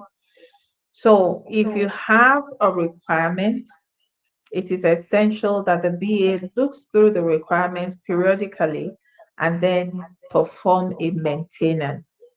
If the requirement is still relevant, then we'll keep it in what we call a backlog. If it's no longer required, then we'll do, you say, like you're retiring that requirement. It's no longer useful, right? If it's still something that you address in future, you can keep it at the bottom. What we'll do is if a requirement is still going to be, if you still need it for the future, you can keep it at the bottom of a backlog. But if it's going to be urgent, you keep it at the top of the backlog so that when you go to your repository, you can always find it there. However, if it's no longer required, say it is something that we know that we're never getting back to. So say let me see a requirement from a product. Let's see. Take before, if you were getting into your apartment, maybe you're required to, okay, let's say a hotel. Yeah, that's good. Back in the day, um if you booked a room in a hotel and you were getting in, you require a key, right? But these days you only need your access card. Yes, exactly. So if it was within my project, or if it was within our project, right, we would retire the fact that we used a key, a physical key, to gain entrance into a hotel room. So that's no longer useful. That's no longer needed. We don't use that anymore. So we will retire that requirement. So that this is where you do the maintenance. Okay. What's no longer needed, you're going to be maintaining, looking through the requirements periodically to see which one is useful, which one we're still using, which one we're retiring, um, which ones we need to put in the backlog, maybe we can't afford right now, which ones we can't address, maybe because of we need to mitigate some risk and all that. So this is what we'll do the maintenance. Understood? Any questions? Yes, no, no, yes. Sorry? No questions. Okay. All right. So we're ensuring that the requirements and designs are accurate, right? They're current throughout the life cycle and facilitate reuse so we can reuse it. Okay. So like the example of the key, um, we no longer use the key, so we'll retire that. If it's the card access, there was a time that once a card is assigned to you, it has a chip or something in it. Once that's assigned, if you lose it, you make payments. But these days, I think they just, um, I don't know what they do, but it's less of a credit card. It's almost like a business card, right? So I don't know if it has any chip or maybe they just program it, but then, you can use that one. If you lose it, they'll give you another one. You can keep going back for 20 or 30 more. But the ones that we're having before had, this chip where you have to insert it into a holder at the door and all that. So what I'm saying, I'm just giving you insight into how we do a maintenance, or how we do a maintenance culture within a project or the life cycle of a project. Okay, so you ensure that with that card access, you ensure that whatever requirement is there is reusable. So maybe the overall plan, the initial plan that we're going to be using card access, that's what we're keeping. However, the process from using a chip to just programming this card, whatever they do, you ensure that that one maybe can be retired or maybe reused where appropriate. Okay. And then we're prioritizing, we're assessing the value, what's it bringing to the organization. It could be monetary, sorry, it could be financial value. It could be that we're leveraging opportunity that is already available. The urgency, if it's a regulatory um, requirement, then it takes precedence over anything else. So we consider that of high urgency. The risk associated, okay? We're going to be assessing the risk as well. If we do not conclude or finish up the project within a timeline, say, for instance, this is Christmas season, okay? There's some products that needs to go out around this season. I mean, if you have a phone, the phone can be sold at any time, yes. However, if it's Christmas decoration, can the Christmas decoration be sold at any time? Exactly. So the risk associated with not being able to put out the product, the Christmas product, is actually going to affect the bottom line of that business. Do you understand what we're saying? So that's some risk factor that is associated. So we're going to be looking at that. So if we have other products that we produce, for instance, once there is a timeline for a product to be pushed, if it's a product that comes with a season, say if it's what do you call it, Valentine's season, okay, and we bake cakes and cookies and stuff. However, for Valentine, we have some special or specialty goods that we'll put out there. Every other thing will take a background until we're done pushing these Valentine products. Do you understand what I'm saying?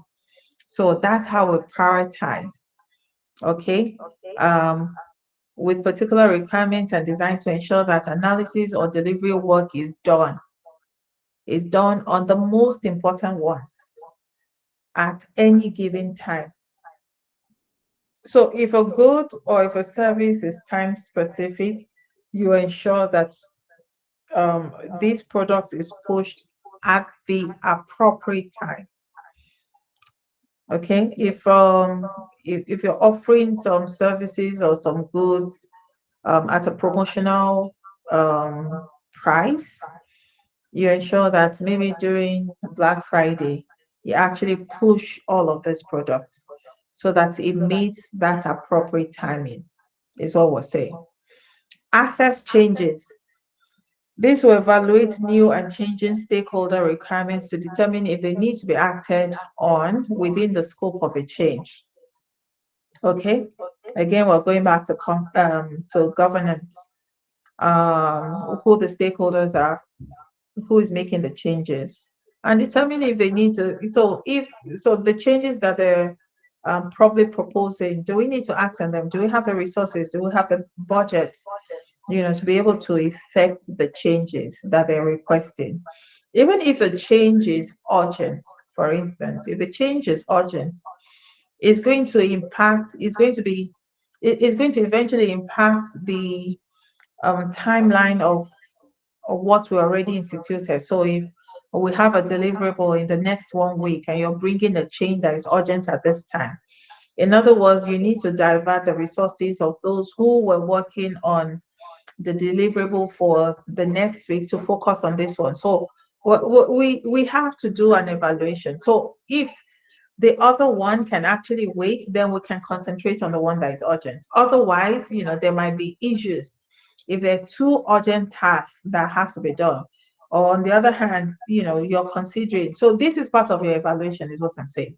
On the other hand, you're also considering, oh, do we need to employ another resources? Or do we need to gain help? Or, can we find a way around it? If we're unable to deliver, um, if we're unable to give the deliverables at the end of that week, because we already have a project ongoing and then we have another urgent one that is being requested. Do we understand? Or if you want me to repeat it, I can. We're talking about access changes. Yes? Okay. Then approval, again, this is part of the business analysis governance. Okay. Stakeholders involved in governance process to reach approval.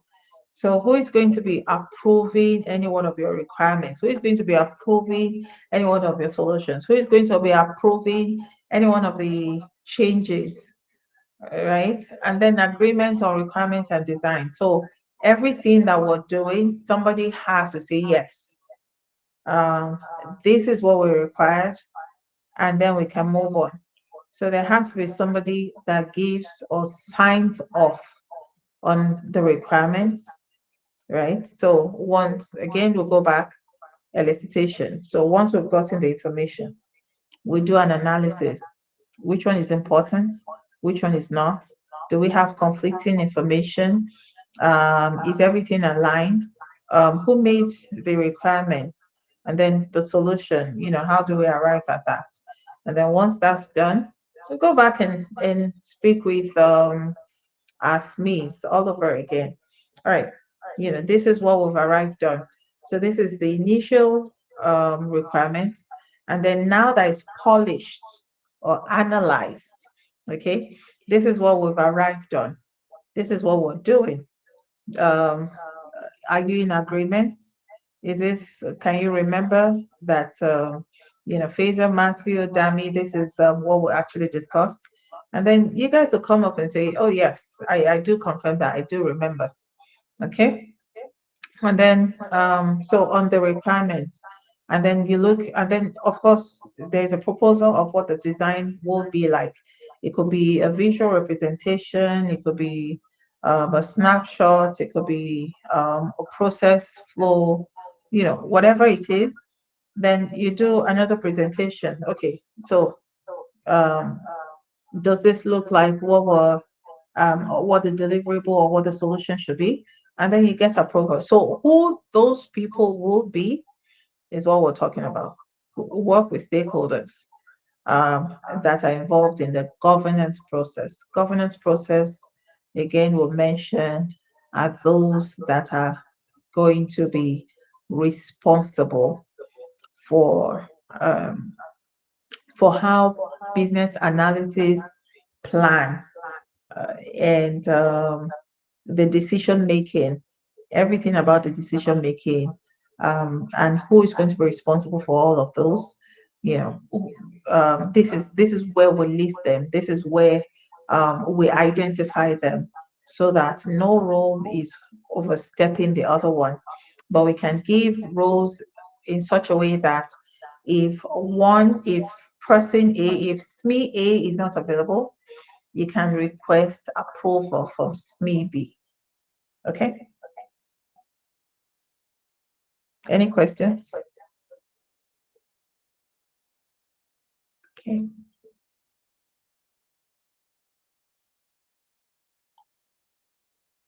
All right.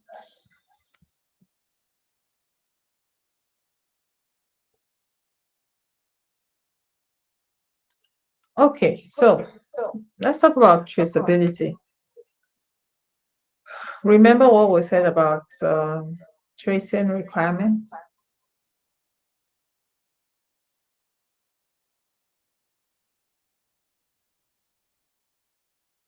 We traced requirements in two directions. It's in two That directions, either backward or forward. Awesome, awesome.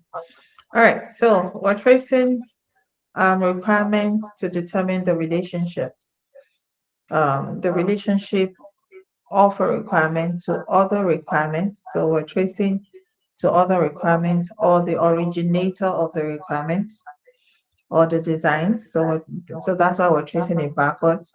We're tracing it forwards. We're tracing it to solution components. We're tracing it to test components. It's essential, again, it's essential to determine the originator, to determine if there is a relationship, to determine the solution that is being preferred. If this is not done, what do you think we're encouraging? If we don't trace our requirements, what do you think we're encouraging? So like if you're starting failure, a, sorry? like if you don't Yeah. do the traceability, we won't be able to, if any problem arise, we won't be able to like find it, like not know the exact reason for the failure of the product or something. Okay, yeah. But I'm looking for something in particular. That's actually right. So you can determine where a project is coming from or something. But then what we're encouraging is a scope creep. So if you're not tracing, then you're encouraging a scope creep. In other words, like Matthew said, you don't know where, you don't have a relationship to determine where a requirement is coming from or is emerging from. And then you don't say the solution, you also can't trace back to the solution. And so either way, you're again back to what Matthew said, that's a project fail right there. Okay. So if we're not doing a traceability or if you're not tracing requirements, then that's a project fail right there because what we've just done is a scope creep. We've allowed a scope creep. Do we understand, or should I elaborate more on that? Sorry, what did you call it? A scope what? Scope creep. Creep. Okay. Scope creep. Okay. Yeah. Okay. So you determine what your project is going to be like, and then you also list or determine what the boundaries are. So we're going to be increasing the um, battery capacity of our telephone or our mobile phone from 8 hours to 12 hours. So we're increasing it to 12 hours. Now, if somebody comes back to say, oh, yeah, so out of and then we say we want to increase, or we want to increase the, or uh, make better the picture quality. I think that's all we said. And thirdly, that irrespective of video calls or social media use, that we also want the battery life to last for 12 hours. So these are three requirements. So if somebody says, oh yeah, do you know, it's actually is also beneficial if your phone can, hmm, what else is there? Okay, so if your phone has um, a security app built into it where you can maybe use your finger, to gain access to the screen, right? So that's another feature that we didn't define. That's another requirement. Do you understand? If that's a security, if that's a security app, yes, it's actually good, but was it defined initially, right? So that's why I said you have to also define the boundaries. Okay, so we're defining the boundaries. Now, it doesn't matter who eventually came up with that requirement, but the fact still remains that it wasn't defined at the onset. Okay, it wasn't agreed upon by the team. So it wasn't a requirement that we were meant to be working on. So that's why you have to define your scope in order to prevent a creep. We'll call it a scope creep, so that nothing interferes with the original plan that we initially have. Any questions? Yes? No? Okay. So requirement is traceability is used to, what we use it for, to ensure that the solution confirms the requirements. So we're confirming the origin. Where is it coming from? Who made it? Was it agreed upon initially? Assist in the scope, the change, the risk, the time, the cost, communication management. Hey, if we allow a scope creep, what that means is that we don't have the budget for it. The timeline is going to be extended. We don't have the resources for it. And then there's going to be change, maybe change process or change approval that needs to be followed. And then eventually what happens is that there's going to be a project fill right there. Okay. So we will assist in the scope. Okay. Is this part of the initial requirements that we elicited from the onset? If it's not, then it's a scope creep. So it's gone beyond our boundaries. Initially, we stated three requirements. Now I'm saying five.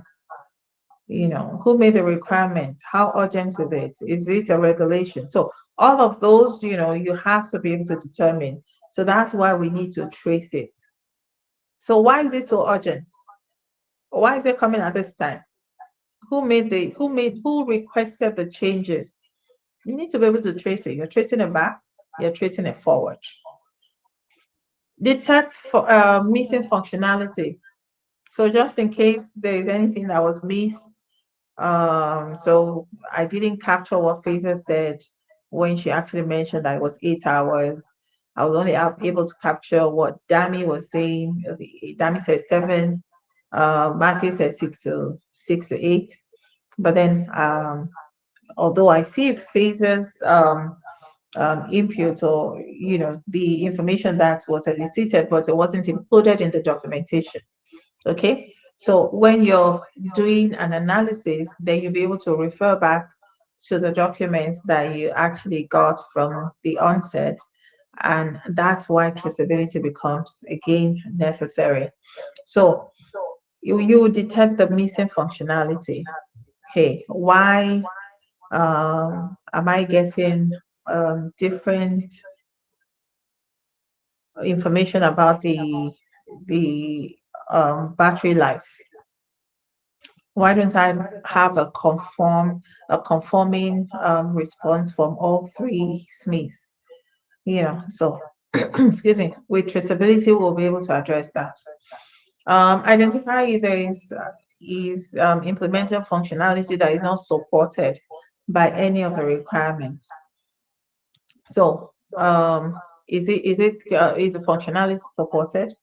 Is it something that we can actually build? Is the design, are we able to, is our developer, like, do we have the resources to actually address, so we're talking about, again, let's use the example of the phone. Excuse me, the example of the phone. So we're requesting that the battery life should be increased to 12 hours. Okay.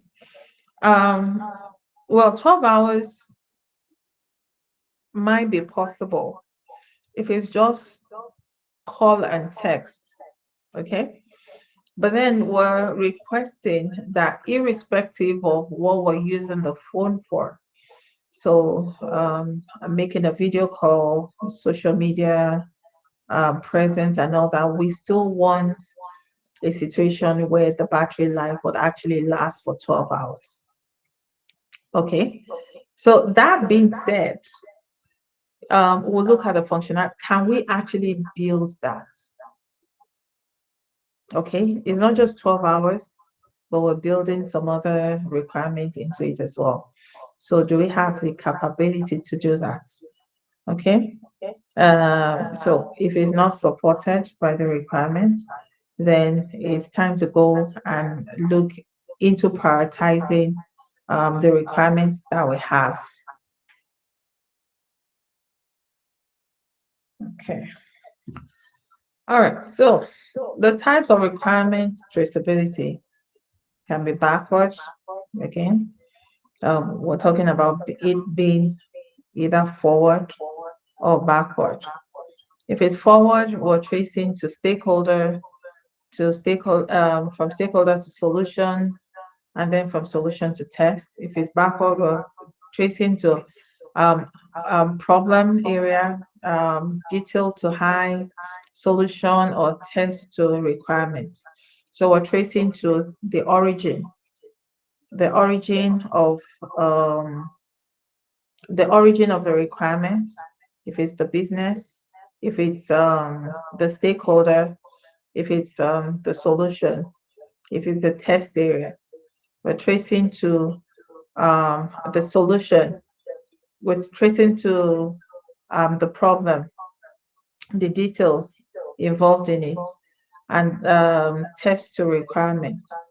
Okay. Forward is used to ensure coverage. Tracing forward is used to ensure coverage. Each business requirement must be traced by at least one stakeholder requirement. Okay, so let's take this one after the other. I'm not just going to read through. All right, so the business requirements must be traced by at least one stakeholder requirement. So again, it goes back to our example. So if Matthew actually stated that the battery life of our phone is going to last for 8 hours, you should be able to trace that requirement to at least one stakeholder.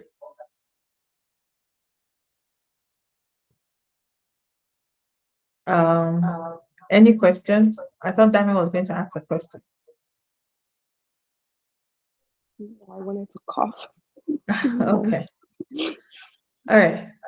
So it says each business requirement must be traced by or traced back to at least or traced forward to at least one stakeholder requirement. Okay. So if Matthew stated that the battery actually lasts for 8 hours, you should be able to trace that requirement back to Matthew. So it's possible that Matthew, Dami, and Fazer say that the battery lasted or lasts for 8 hours. But then at least be able to link these requirements to a minimum of one stakeholder, is what we're saying. so that it gives it validity. And then each stakeholder requirement must be traced back to at least one solution requirement. So we're tracing the requirements to the solution. So these requirements that we've already stated, how we're going to address it eventually. The solution requirement must be traced back to at least one solution component design. So basically about the same. So the solution design or the visual representation of what the solution is. So we're tracing the solution. So basically what we're doing here is that we're breaking it down, okay, from what it was, from a requirement. So from the requirements, who made the requirements? Then from who made the requirements, how are we addressing it? From how are we addressing it, what would the solution look like? Do you understand? So we're breaking it down from the problem to, okay, so the battery life is going to last for 6 hours. So who said that? We need to know so that if I have information initially that the battery life actually lasts for 8 hours, and then I got another conflicting information that it actually lasts for 6 hours, I need to know why the person says so. So I need to be able to trace the requirements back to what matter, or I need to be able to trace the requirement back to um, the SME who mentioned that or who I elicited that from. But if you have a document that states that battery lasts for 8 hours, sometimes 6.5, 6 to 8 hours, and sometimes 7 hours, what do you think the problem is?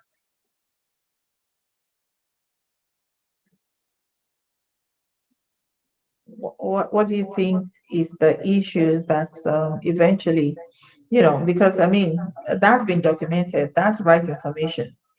But then along the line, what would be the issue that the business analyst will be facing eventually?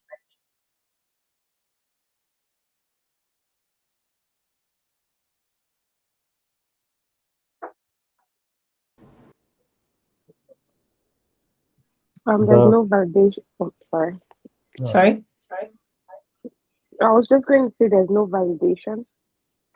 Okay. All right. Matthew, you were going to say something.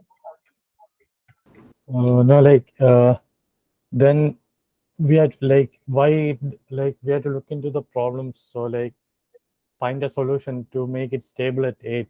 The mention. Okay. So All like right. So yeah, absolutely.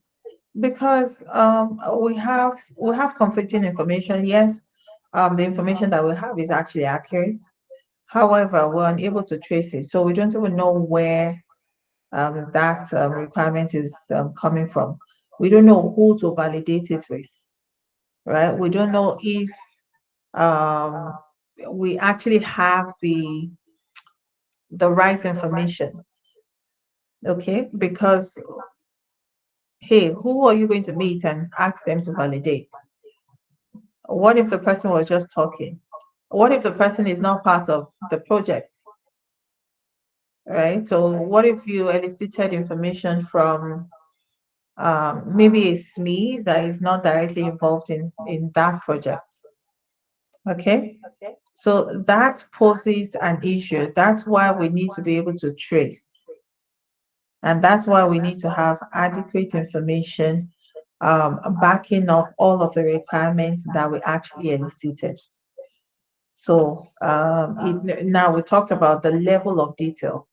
Now it doesn't matter if you're going to be sending out a report that doesn't show a well-detailed document, but for our purpose, because we're going to be validating eventually, we're going to be tracing, then we need all of this information included in our document. Okay, and then it's possible that maybe the projects maybe um, actually exist beyond the time that you were employed for, maybe that you were hired for. say initially you were hired to be on the project for a year, but then the project exceeds that 1 year, so maybe for another 6 months, but then you are leaving. So it's essential that you actually document all of this information. So if there's a new BA that is coming on that project, the BA has enough information within the document to be able to continue with the project.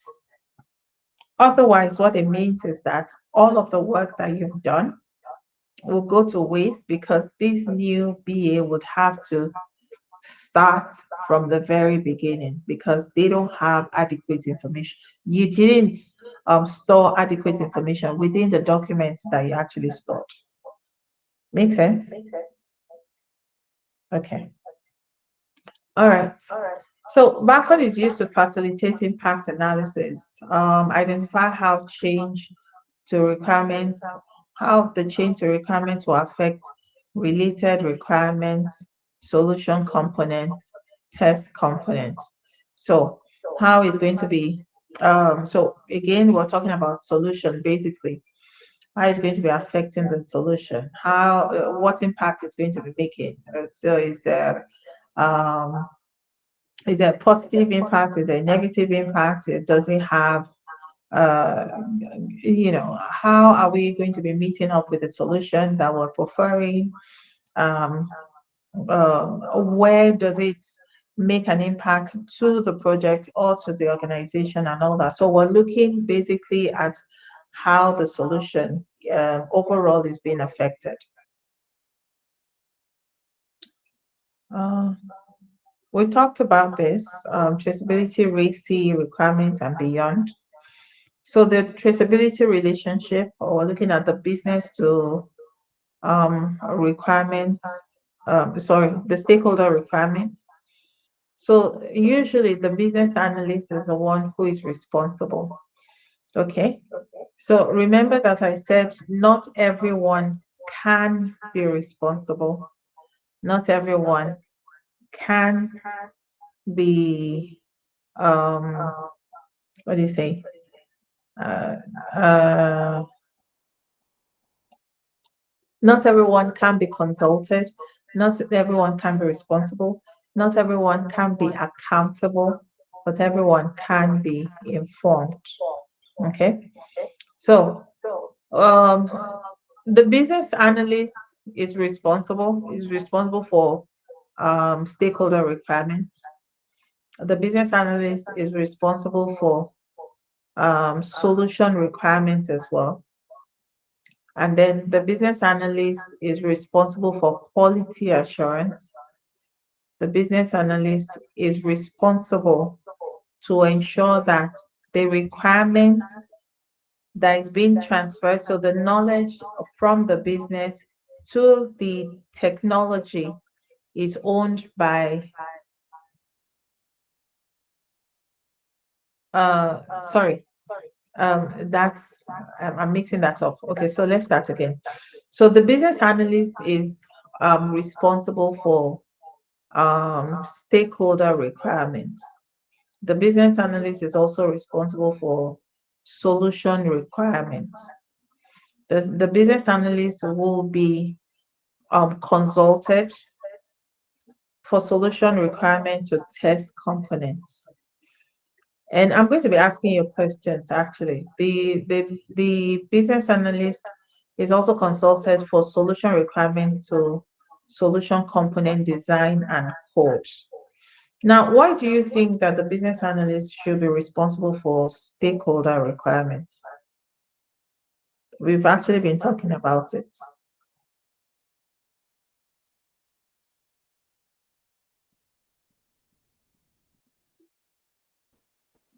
Because like business analysts give the ideas, like they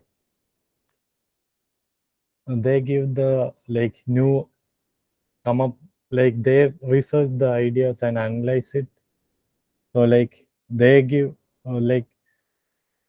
stakeholders the confirm, like they research and analyze, so the stakeholders trust the person who research and analyze, right? So something like that.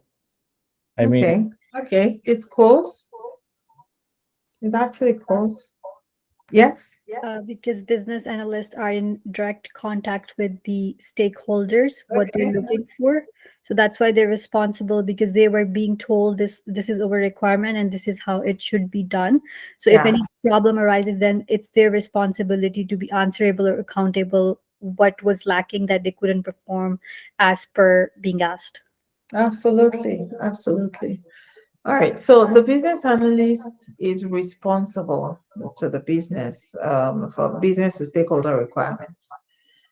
Because they elicited, they got the information, they got the requirements from the business, from the stakeholders. So they're responsible.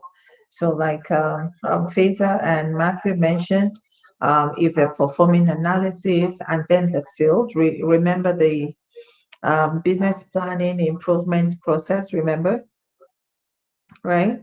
So they're responsible, okay, for that requirement. I mean, were they able to deliver on those so were they able to actually get, so do they understand the needs first, and then were they able to address be able to gain the information on the requirements, document those requirements, and then analyze their documented requirements and all that. So that's why they're responsible. Stakeholder to solution requirement, the same thing. So they're also responsible for that. Why? Because they're the ones who have done the analysis, and then they're also like a middleman. Okay, so they're facilitators, so they're enablers, they're one who enables changes. Okay, so they're standing as the middleman, okay, between the business and the technical team. Okay, so they're talking to the business. Okay, so what do you need? And say, so yeah, we want the phone to actually. So we're talking about phone increasing its capacity to 12 hours. And so they take that and then go to the development team, that's the technical team, and they're talking to the technical team. Yeah, so this is what they want. They want the phone to actually be increased from 8 hours to 12 hours capacity. Okay, so then the development team will come up with what it will look like, what the solution is going to look like. So they take that requirement and then go back to the business and inform the business. So they're going to be responsible because they're the middle person. They're dealing with technical for solution, they're dealing with business for requirements. Okay, and okay, so why are they consulted for solution requirement to test components? This should actually be easy. So think through um, the other team members as well, quality assurance, technology, and project manager, because we're going to be discussing it. I'm not just going to be talking through. I want your contribution as well. So why do you think that they should be consulted? like if they are meeting the requirements, the solutions, like the components are meeting the requirements, the basic like that set forth in the beginning. Can you repeat that? Sorry. Like that like the quality assurance is responsible for the solution requirements and to test components, right? So like Mhm. I believe like we are consult like business analyst is consulted because they know the like starting requirements for the solution. So like they had to verify like it if it's matching with the requirements put forth. Yeah, absolutely. So remember I said that we enable change. As business analyst, you're meant to enable change. So again, you're a facilitator, you're working with the business at the same time you're collaborating with the technical team. So so you're aware of what the issue or the needs are, and then you're addressing the needs by collaborating with the developers. And so when that happens, you actually know the issue, you know the current state, you know the solution, or the future states. And then you know how it was addressed, which is the gap analysis. So you know how it got from this 8 hours phone usability to 12-hour phone usability, right? So, and then you know what was done because you're collaborating with the technical team or the DevOps team, okay? And so when the solution is proposed, you have some knowledge on how that was figured out, or how that came about, or how that was constituted. So that's why a business analyst should be consulted, okay? Because they've been part of the solution from inception to the solution area. So that's why they should be consulted. Why do you think they should be consulted? So it's about the same thing. Solution requirements or solution component, or to the test component, how it's going to work. So the pilot stage is the first one. So solution requirement to test component is not the actual solution, but it is like a pilot, like a visual representation of what the solution should be, and then the actual solution, right? Requirement to solution component design code. Okay. All right. So why do you think quality assurance should be informed in business to stakeholder requirements? I have a quick question just so I can understand what the quality assurance does. What would you say is the difference between the test component and the solution component? I think I'm getting confused. All right. So the test component is going to be part of what the solution component is. Okay. So the visual representation of okay, so I'll give you an example. So we're talking about, we've been using the example of our phone, or maybe that's not a good example. Okay, so let me use the example of the um, returns automation in Walmart. Remember?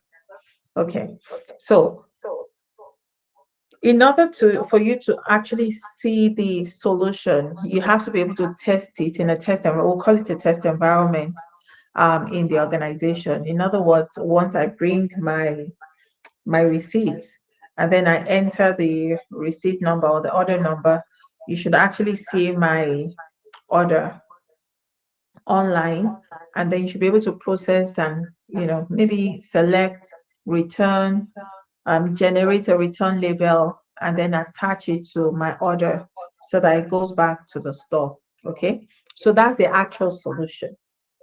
Okay, that's the actual solution. So it's going to mimic what is going to be obtainable in the store. That's the solution. However, the test component will be that me coming up with a flow chart for a visual representation of what the solution is going to be like. So I'll say starts. You must have ordered, because before you can perform a returns, you must have ordered something, right?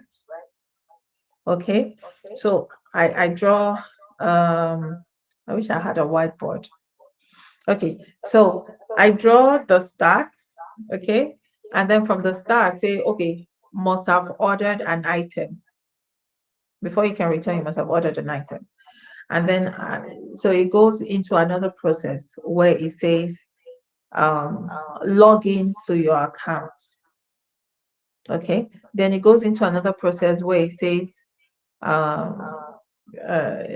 so once you've logged in, then it generates your landing page, right?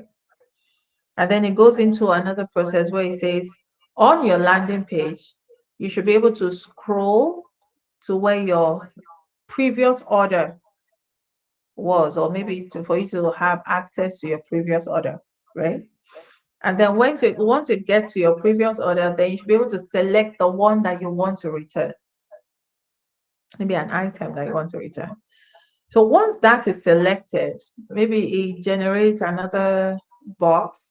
I'm sure if you've processed the return before, is this ringing a bell? Right. So once you've clicked on that, it asks you, oh, like, what do you want to do? Do you want to return? You want to keep whatever? And because you're in the process of performing a return, you click on return, and then it says, okay, generate label, or click on this to print a label. And so once you click on that, it will generate a label. You print it, you get your printer, it gives you the instruction of how to actually make the returns. Oh, ensure that the tag of whatever product is still attached, ensure that it's still in shelvable condition. uh, maybe you include your order or order number or blah blah blah, and then ensure that it's well sealed in an envelope. Attach this return label, and then drop it off at maybe UPS or Canada Post.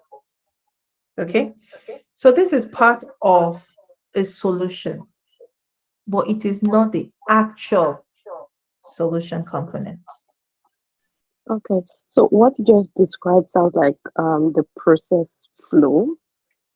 So you'd say that is the test component. But this process flow Yes, that you just described, is it something that actually works like a demo, or it's just the flow that is just like really exactly. charted? It can work as a demo.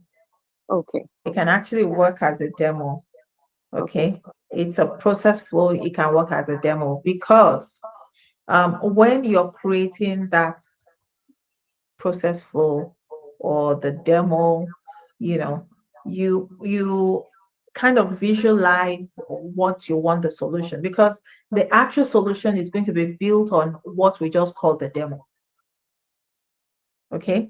So every process, everything that the person would eventually do would be built upon the demo that we just described in a visual representation. Do you understand? And each time that we test it, okay, which is going back to the test component, each time that we test it, it should give the same results. Okay. So when we say login to your account, say log into your Walmart account or log into your Amazon account, it should always give you a landing page where it says, welcome, Dami. Maybe, it gives you, how it is when you have an account and it says welcome, and then maybe it mentions your name because you already created an account. Yes, yes. Yes. Okay. All right. So that's that. So every time that you test it, every time that you log in, it should always give you that landing page. Every time you click on or select my order, it should always be able to generate the previous every order that you've made in the last 6 months. So the reason why we're calling it a test component is that for every time that we try to look into what the solution is, it should give us the same results. When we're testing it, it should give us the same results.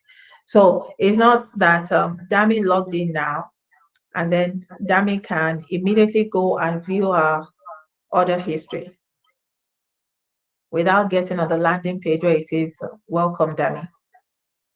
It's not that, oh, every time Faisal logs in, she's just able to print a return label without selecting the item that she wants to return. So she can't just generate a return label without getting on the landing page, without viewing previous orders, without being able to select orders, without requesting for a return label. So it has to follow a process. And that process is the one that is being demoed or is being represented that we're giving a visual representation, whether through flow charts or whatever we want to call it, and it has to be testable. Okay. And So can that, you actually click something and it works, or it's just like visual? oh, it Like, can be something, it can be anything that works. okay, But usually, whatever the demo is part of the final solution. okay, Okay, so it doesn't matter. So it could be that um, uh, the final solution is for me to create a report. Okay, so I want to create a report, or I want to be able to generate a report. Now I have to be able to create a dashboard that will tell them, okay, so within this dashboard, you know, you can see a map. All right, I want you to see a map. I want you to see a graph. I want you to see a pie chart. I want you to see a line chart, whatever. But then at the end of the day, I want you to see a snapshot of what my report is going to look like. So that will be, so every time that I present that, you should be able to see all of this represented within my dashboard, within my reports. However, eventually the solution component will be that when I eventually create what that solution is, you should be able to see everything that I mentioned in my test component. So that is part of my solution component. So my test component will always be part of my solution component. And don't forget that every time that it is tested, it should give the same results, the same results. So we say the test component is actually done within the solution environment. Usually it's the technology or the QAs that are responsible for this. Any questions? Oh, sorry, not the technology. It's always the QA that are responsible for this because they need to, and the BA can sometimes be responsible, but usually the QAs are the ones that do it. So if a QA is not available, the BA can't do it. Okay, the BA can also double as a QA because this is you are the one that is that's been responsible from the onset for this for the requirements.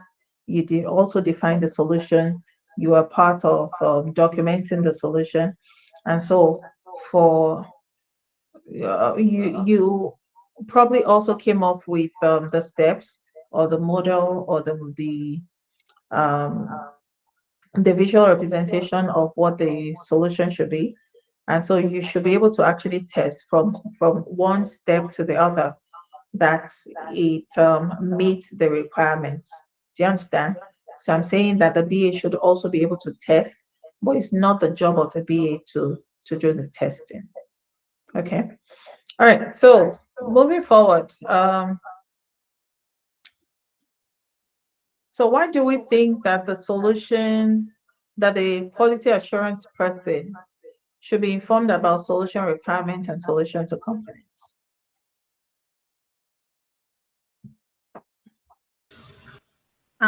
They should be informed because QA is the process of a product. They make sure a product or a service meets a company's quality requirements or standards. And then at the same time, quality management plan is very important. So that's why they should be informed. They make sure they review the data before it's been approved. So any errors that occur can be caught at the initial level. Uh, till instead of waiting till last minute, we miss that. It's like reviewing and ensuring quality is met. Okay, great, great. All right. So yeah, so since they were involved with the solution, they were involved in the test component, they should also be involved, or they should be, sorry, since they were responsible for the test component, they should be informed of the solution component as well, right? Just to ensure that it's meeting up with the quality assurance and then the solution that was initially tested upon that was going to be built. Okay. All right. So we'll go on to the technology. We'll find out that, okay, say they're informed about the stakeholder requirement, they're informed about the solution requirements. They're informed about requirement to test components. However, they are responsible for solution components. Why? Why are they informed, and they're responsible for the last one? Because they're the ones that are going to actually build the solution. Absolutely. Yes, yes. So they informed. So from the jump, they informed about the needs. From whoever business, they informed about the business requirements or the stakeholder requirement. They informed about the solution. Okay, so this is what I'm trying to build. So they are part of the conversation. Okay, they're informed about the test, okay, that the QA is performing. So they're informed about the solution. They know about the test, like you're keeping that because they're going to eventually build the solution. Okay, so that's why they're responsible. All right, so why is the project manager accountable for everything?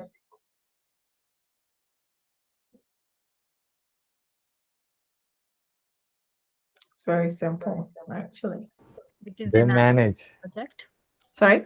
They manage and approve everything. Okay, yeah, absolutely. They manage and approve everything. Hey, we elicited this, we got this information. Yes. They're not the only ones who can approve, you know, but they also stand in the position of an approver. So just in case you don't have a project manager, right? So that's why we need to define who is going to approve.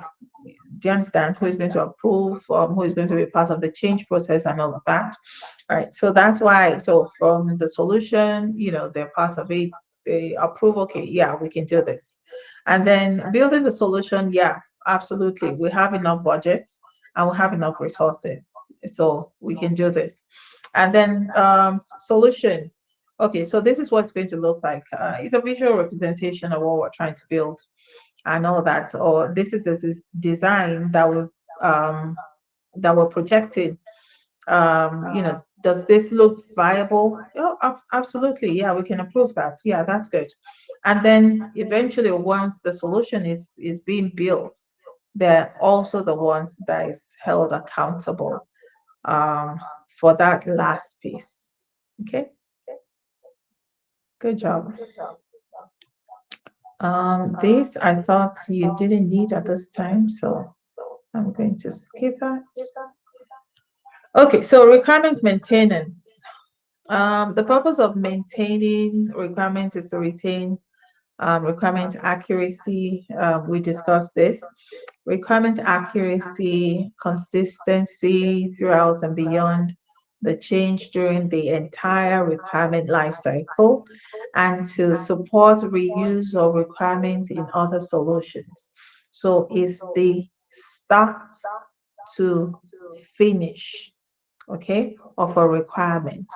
The birth to the retirement, or the birth to the disengagement of a requirement, right? So what we need to do, maintain the requirements, maintain the attributes, maintain requirements for reuse. So we can call it MMM. All right. So, so in maintaining the requirements, you retain the accuracy. Okay. We'll use the hotel example. Remember the hotel example? Okay. Yeah. So we use that. I mean, is it still necessary? Are people still using keys? I don't know. I might maybe not have traveled that far. But can you remember any any hotel using a physical key for their doors? It's changed, right? So you have a card access, right? Exactly. So retain the requirement accuracy. Okay. The requirements, okay, the main requirements is to have a door that's you can access with a key. Okay, the main requirement is to have a door that you can access with a key. Now, the kind of key that we need is the one that has to change. The one that has to be maintained is a door that you can access with a key. Faisal, you're looking kind of lost. Should I No, explain that? Huh? I'm listening. I'm listening. Okay. Does it make sense? Yes. You Okay. need a door and a Exactly. key. Yeah. Exactly. So the requirement that should be maintained is a door where you can gain access with a key. However, the requirement that that should remain that you're trying to ensure its accuracy is the kind of key that you're using. So are you using a physical key? Are you using a key that has a chip built in? Because that's more expensive. But then you can have one that is way cheaper, that is just an access card. So with the access card, maybe the one with the chip costs you $50. Every time that you have to replace one, it costs you $50. But the one with the ordinary access, programmable card, maybe you get it for $2. Okay. So, and then again, maybe going forward, maybe what you require is to actually send a code to your customers. So you can send a code to them, and then they have the code maybe on their phone. And so every time that they get to the door, they just input the code and then they have access. Do you understand? So going forward, the requirement that has to change every now and then that you have to maintain its accuracy will be the access, the key that is being used to access that door. But for the fact that you want to maintain a door that needs access, that is a constant. Okay? Question, Dami, Lisa, Matthew? Okay, good. All right, so return requirement accuracy and consistency throughout the change during the entire requirement life cycle. I've explained this with the door. Support reuse of requirements in other solutions. So the requirement that we have, can we reuse it? For now, hey, we're maintaining the card access, the programmable card access. So that's what we're using. And then maybe for the future, what we're going to be using is the code access. Okay. But for now, we're going to be reusing. So what it means is that we'll keep maintaining or we keep updating the security around that card access so that if a person that is meant to be checked in hotel for maybe 2 days actually has access for just those 2 days. Then after 2 days, the card becomes obsolete, so you can't use the card anymore. Okay, so these are the ones that needs to be maintained. So for reuse, and then for requirements to be properly maintained, they must be clearly named, defined, and easily available to stakeholders. Okay, so again, we'll go back to our example. If Matthew is stating that uh, our phone capability is only 8 hours. So ensure that it states that this takes stakeholder A, who is Matthew, actually states that this is how long the battery the phone is going to last. That's 8 hours. Okay. And then going forward, oh yeah, so this is what Dami actually states that the phone will last for 7 hours. So again, it ensures that we can trace these requirements to the source, okay, to validate it, okay. So ensure that it is clearly named, it is clearly defined, and it is easily available to stakeholders. So they know where you stored. So there has to be a repository where you can share the link with them. So, like we said, anything can happen. You can be off the project, you can leave the organization, you can be on vacation, right? And then they need some information and you're not immediately available to provide the information. So, um, they don't have to call you because you named it. They don't have to call you because you defined it. You have enough information detailed within that document, and then is easily accessible. So they know, the stakeholders know where to go looking. Okay, maintain attributes. So attributes of requirements such as the priority, the complexity can be assigned to each requirement during elicitation. Okay, so which one is of utmost importance? Which one is of urgency? Which one requires regulatory urgency or attention? Which one is assigned to each requirement during elicitation? So we're maintaining, right here, we're maintaining the source, right? We're also maintaining the priority. Priorities change. Yes, no? You know that priorities change. So if the phone requirements, okay, so let's look at our um, mass production. Remember the example of the mass production?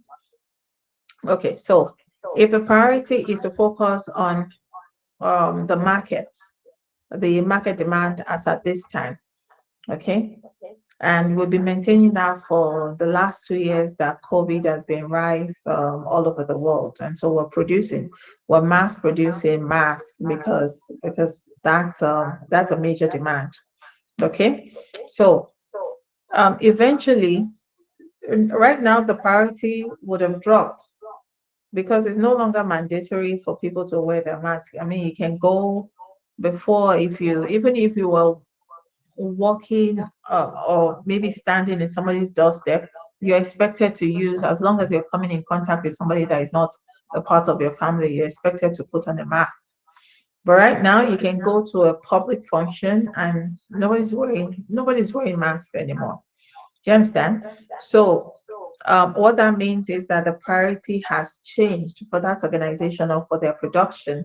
Their priority has changed. Okay. So we need to also be able to maintain that attribute, okay, or the complexity of the priority. If it's if a product actually, if it's a, a product that has um immediate, or rather, if there's a priority that needs to be addressed, but then it comes with a lot of risk and complexity, or maybe we can't afford it. We also have to be able to maintain that. Okay, so if we can't afford it right now, if that's part of the complexity, can we put it in the backlog and then look to address it when we have a more robust budget against the next fiscal year? So that's what we're going to be doing. Hey, we're going to be, so basically, so this is going to be you maintaining the backlog or the requirements in the backlog. So which one comes first? Which one comes second? Which one should be addressed in this year? It's almost end of the year. Say maybe in October, you got this requirement in October. And then you're wondering, oh yeah, so we already expended so much during the fiscal year. So we don't have too much in our budgets right now. So we're going to push it to the next fiscal year, where we get new budget, and then this can be addressed. So we're looking at that. Okay. Some attributes change as a business analyst uncovers more information, right? So we have our phone. We've been told maximum that it can last is 8 hours if it's just talk time, right? If we're engaging in social media, it'll be between it'll be like 6 hours basically. So, I mean, I didn't know this until, because when I asked, Matthew says 6 to 8 hours. Fraser says 8 hours, and Dami says 7 hours. All right. Why they mentioned the hours that they did, I don't know, right? But I just got the first information. However, as I start to do my analysis and then I start to uncover more information. So the attributes, it says some attributes change as the business analyst uncovers more information and conduct further analysis. Okay, an attribute may change even though the requirement does not, right? So what I learned eventually, the reason why the phone lasts for 6 hours or 7 hours or 8 hours, will help me. So now I'm not just going to go back to the business and say, oh yeah, so you can upgrade the battery life from 8 hours to 12 hours just because we have a phone that has the viability for 8 hours initially. So I'm not going to be going down with that. I'm going to go and suggest, okay, so 8 hours if it's talk time, 6 hours if it's social media and video call. Okay, so that's what I'm going to be suggesting. And therefore the priority will change because they're not just looking at 8 hours battery life. They're also looking at building in other attributes that will make it last that long. So it doesn't matter if I'm using it for video calls as well and all that. So that's what it's talking about. Okay, so as you uncover, some attributes might change as you ask further question, as you understand the need, as you collaborate with stakeholders, some attributes might change. Any questions? Okay. Maintain requirements for reuse. Okay. Remember the example of the door, the hotel door. Okay. Well, we said the main requirement is to have a door that can be accessed with a key. That's the main requirement. However, the one that changes is what? The requirement that changes Card requirement, like is from what? key to have a from key to card. Sorry. Okay, is the key, is the access. The access, Okay, yeah, key to is the key. So that's what's going to be changing. All right, so we're maintaining requirements for reuse. Which one can be reused? Which one can we reuse? Okay, so with that example, which one can we actually reuse? Which requirement can we reuse?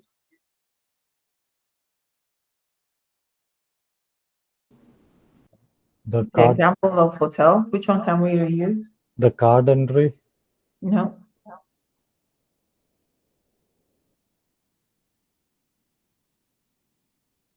Which one can we reuse?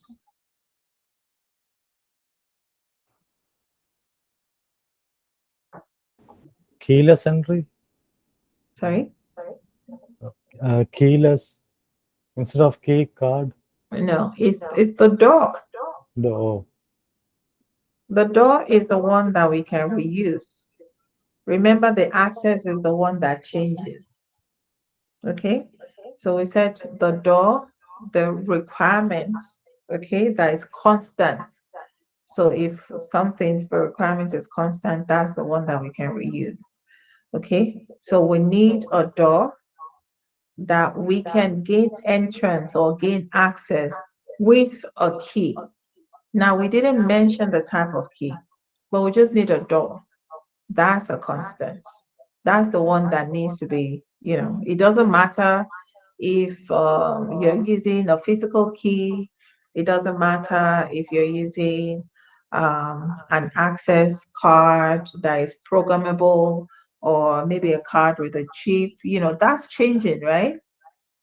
Because the access is changing. I'm using a physical key, I'm using uh, a coded key or maybe a chipped key, or maybe I'm using a programmed key or maybe eventually I'm going to use a code, right? The key is changing, but the one that is constant that can be reused is what? Is the door. Should I repeat that? Is it, do you understand? Okay. All right. Yeah, So perfect. facilitate impact analysis of proposed changes. So it doesn't matter what the change is, this is going to be reusable. Whether I'm changing from physical key to a chipped access card, the door remains the same. The door will be reusable. Now, it doesn't matter if I'm changing the battery life. So I'm changing the battery to a bigger capacity.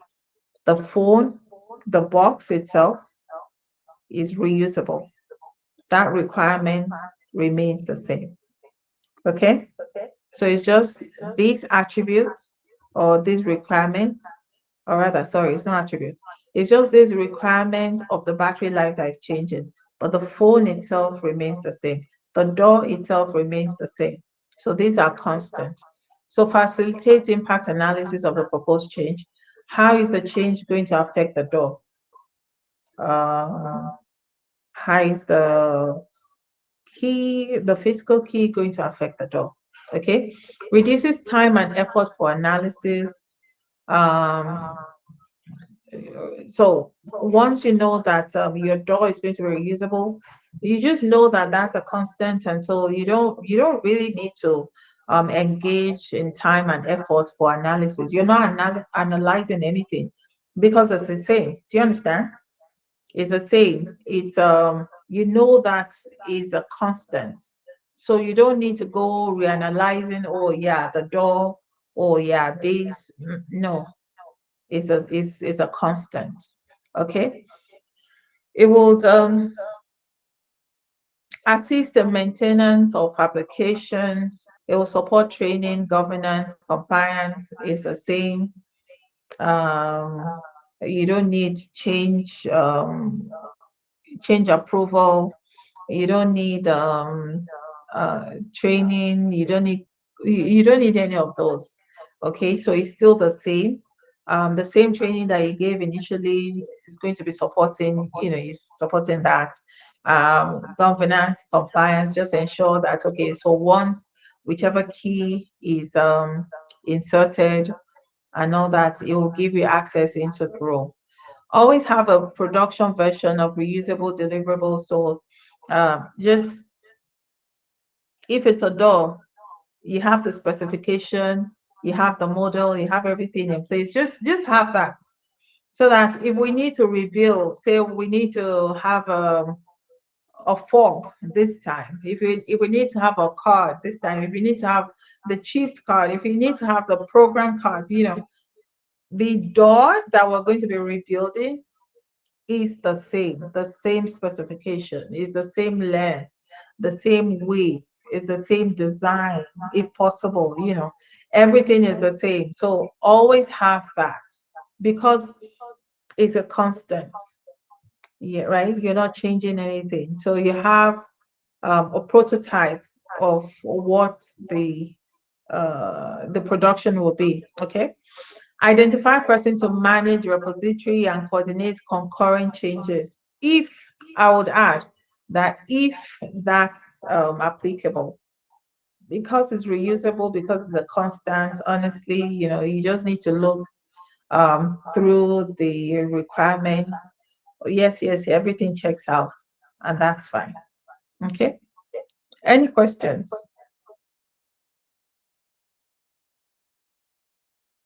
Any questions? No? Okay. All right, requirement prioritization. So what do you understand by prioritization? That's it's pretty straightforward actually. Like what's more important to what's less important? Okay, all right. Yeah. The most important to the least important. So We're prioritizing our requirements. And why do you think this is necessary or this is important?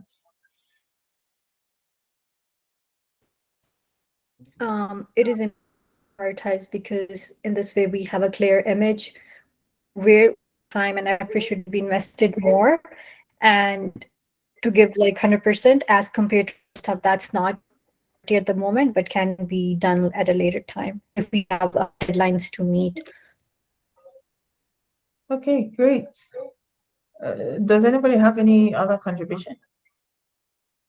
Like first prioritize like this like profit or like the requirements, like all those kinds of things, right?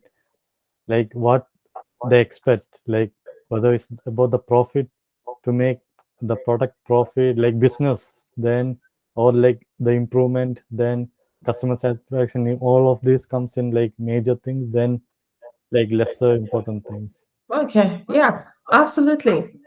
So we're looking at prioritization because, we're considering why is that important? Because, hey, don't forget, we don't have unlimited resources. We don't have unlimited budgets. We don't have unlimited timeline. So all of those things have to be considered. So if we're considering, hey, how much is available for this project?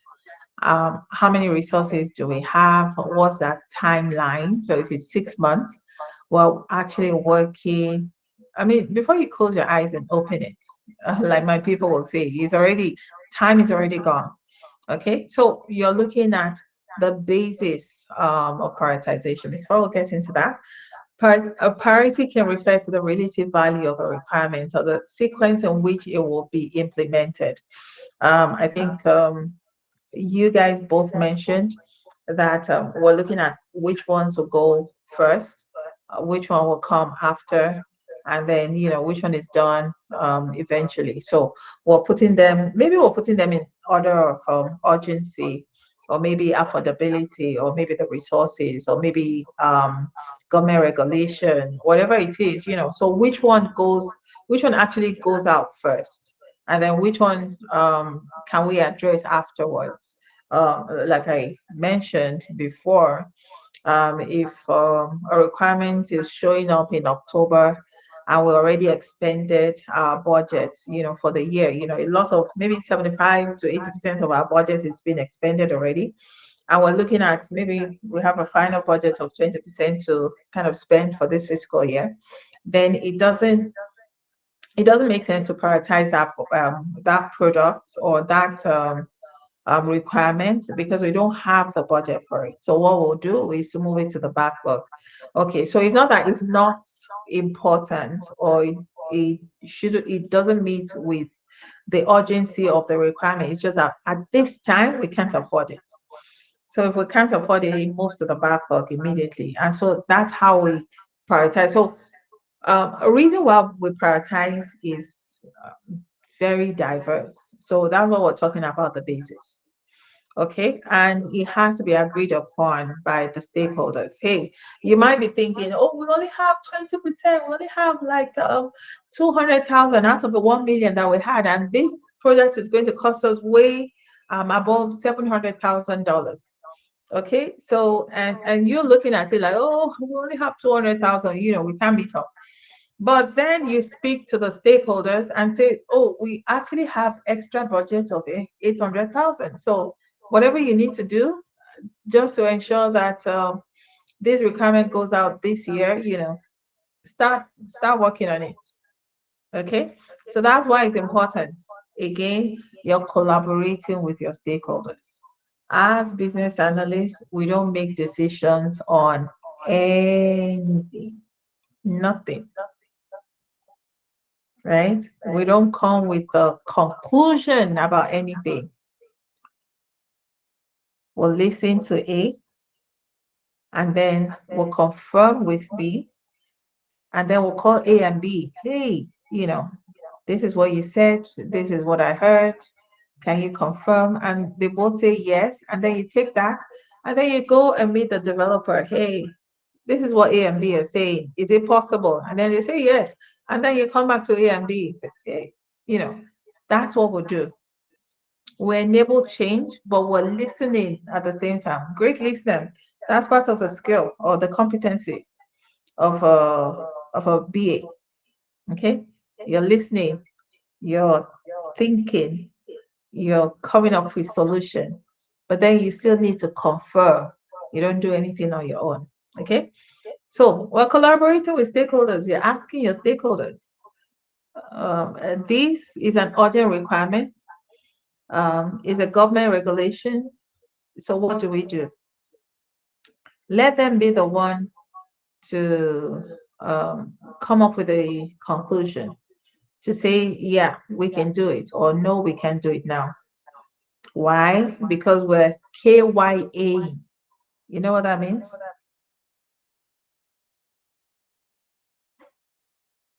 KYA.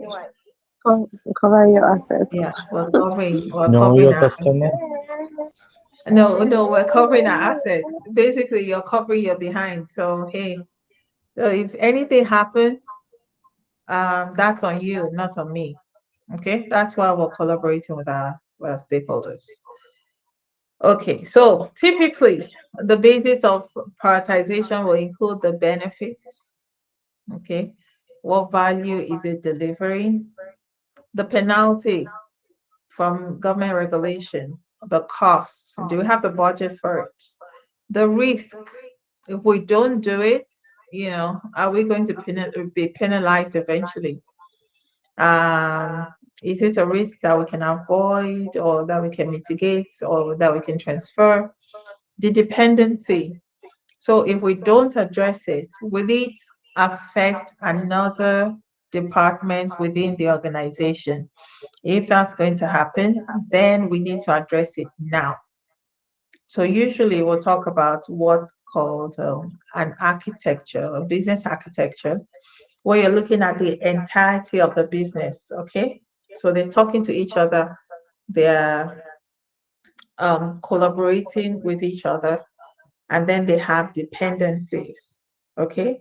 So if I register at this entrance, I think it was Faisal that gave an example when she went to the hospital and she spent about how many hours? 6 hours? 8 to 10 hours. Yeah. Yeah. Can't remember. Okay, 8 to 10 hours. Okay, right. Mhm. So Yeah. if we have that dependency and is something that is transparent and is being actually addressed. So what we're doing is to um, look into the requirements or the prioritization of the requirement that we're working on and check where it has a dependency. So if at the registration, what you've discovered that there's no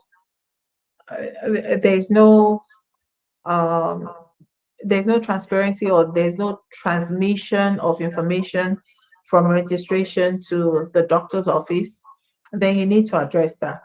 Okay.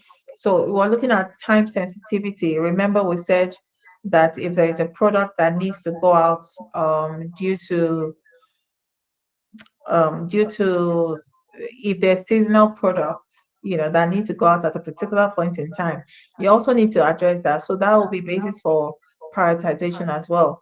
Stability is ensuring that we actually have a product that is able to perform at a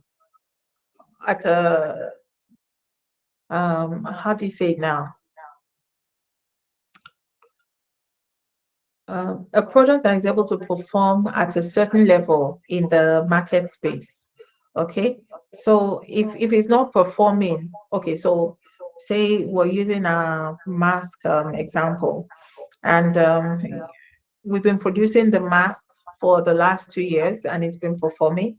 But however, at this time, because it's no longer a requirement, it's no longer a demand. There's no longer that much of a demand in it.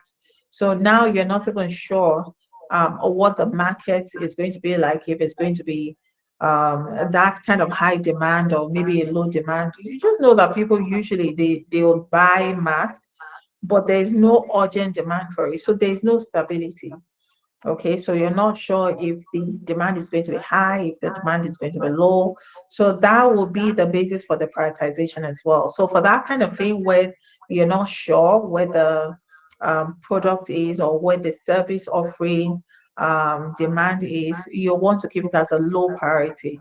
Then regulatory compliance as well will be the basis. So usually penalty regulated compliance usually will take precedence over any other priority because hey, you're losing money if you don't comply with regulations. If you don't comply, if you're going to be penalized, you're losing money. Okay, any questions?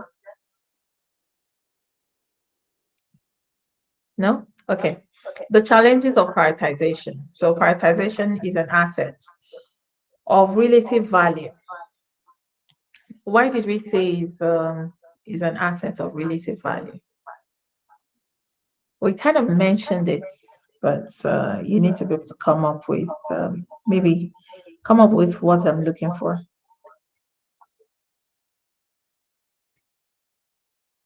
Why is it of relative value? Why?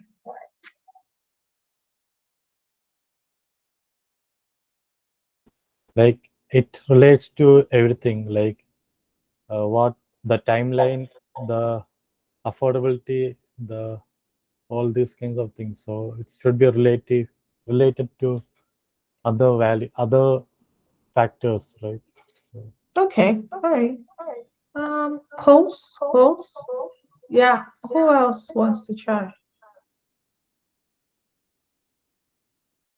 Okay, so when you say is of relative value, it means what's important to you is not important to me, might not be important to me, right? So since we have various stakeholders within a project, so they can come up with different requirements, and they're stating that it has to go on the priority list because it's important to them.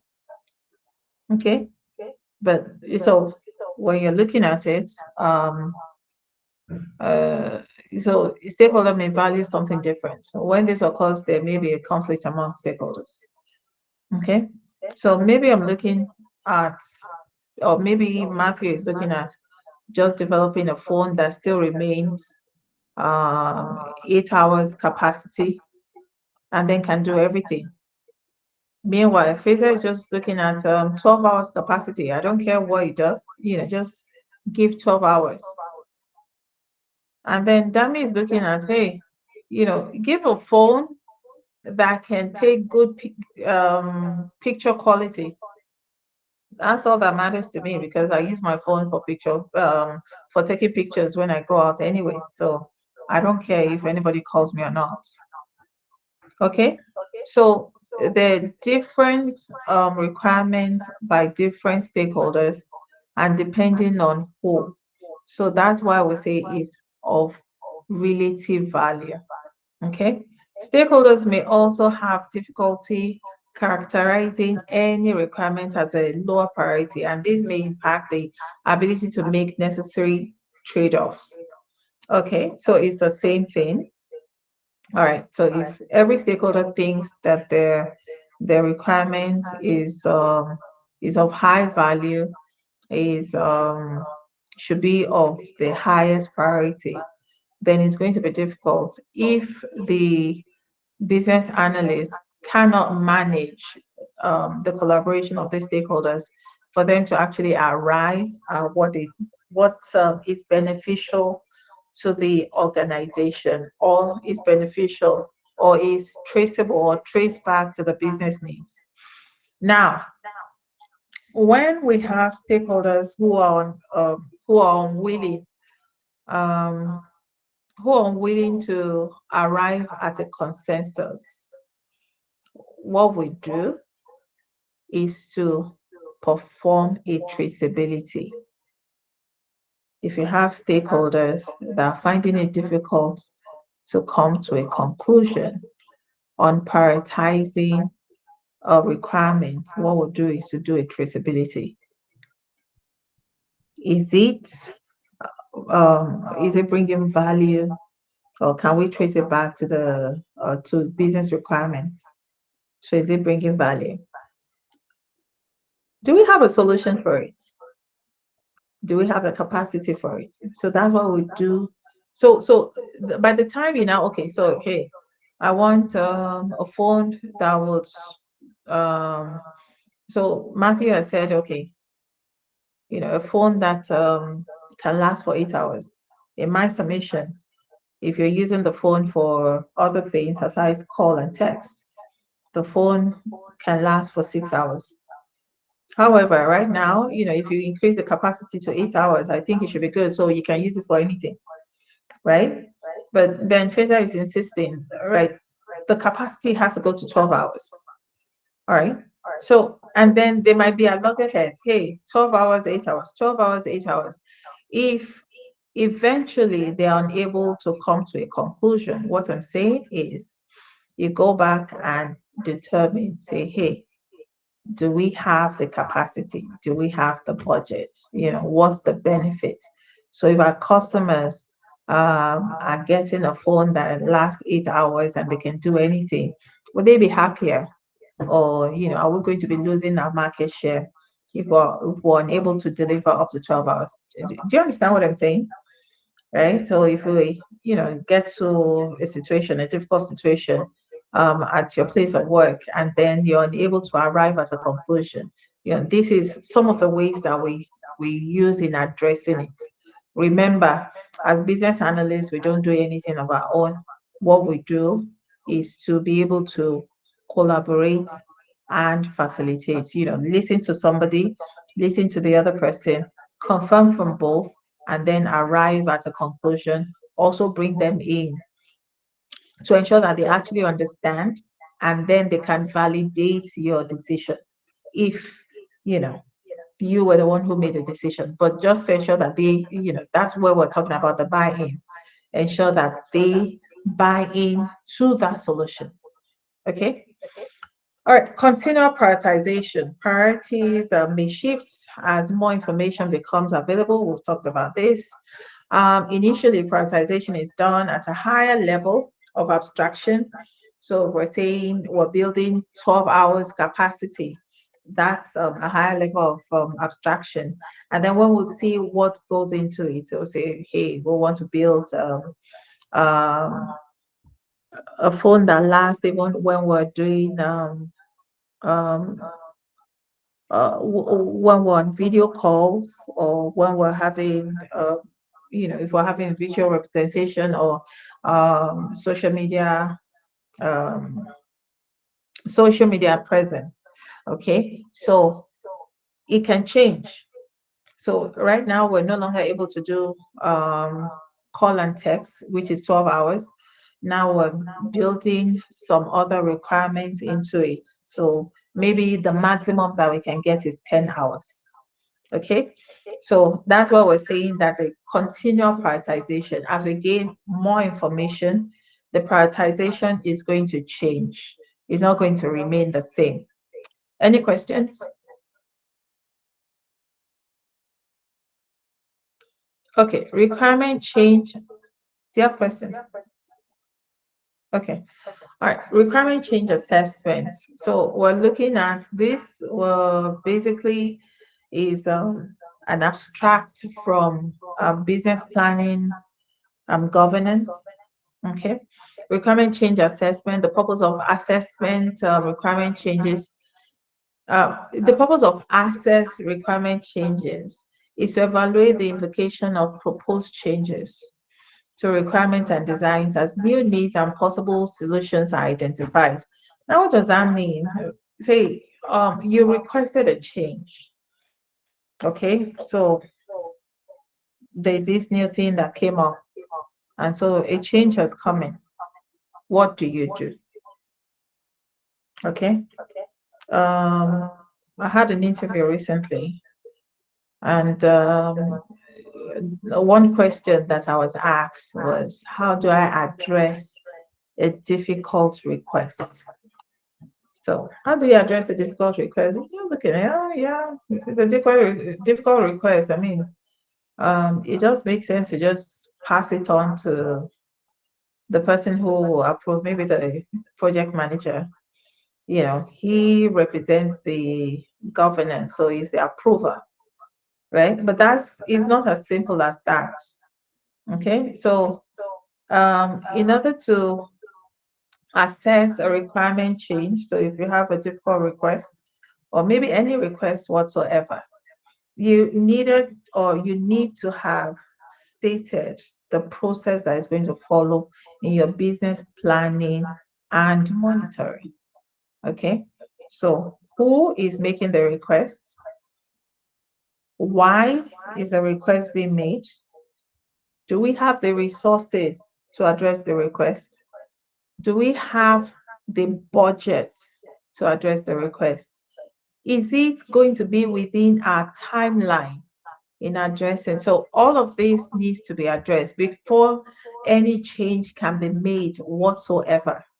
Now, it doesn't matter if the request is being made formally or if it is being made verbally or non-formal.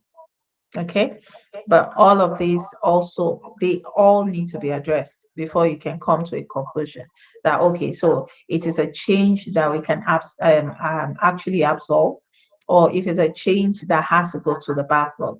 Okay, assessment must be performed to determine whether a proposed change will increase the value of the solution. So will it increase the value of the solution? And what action should be taken?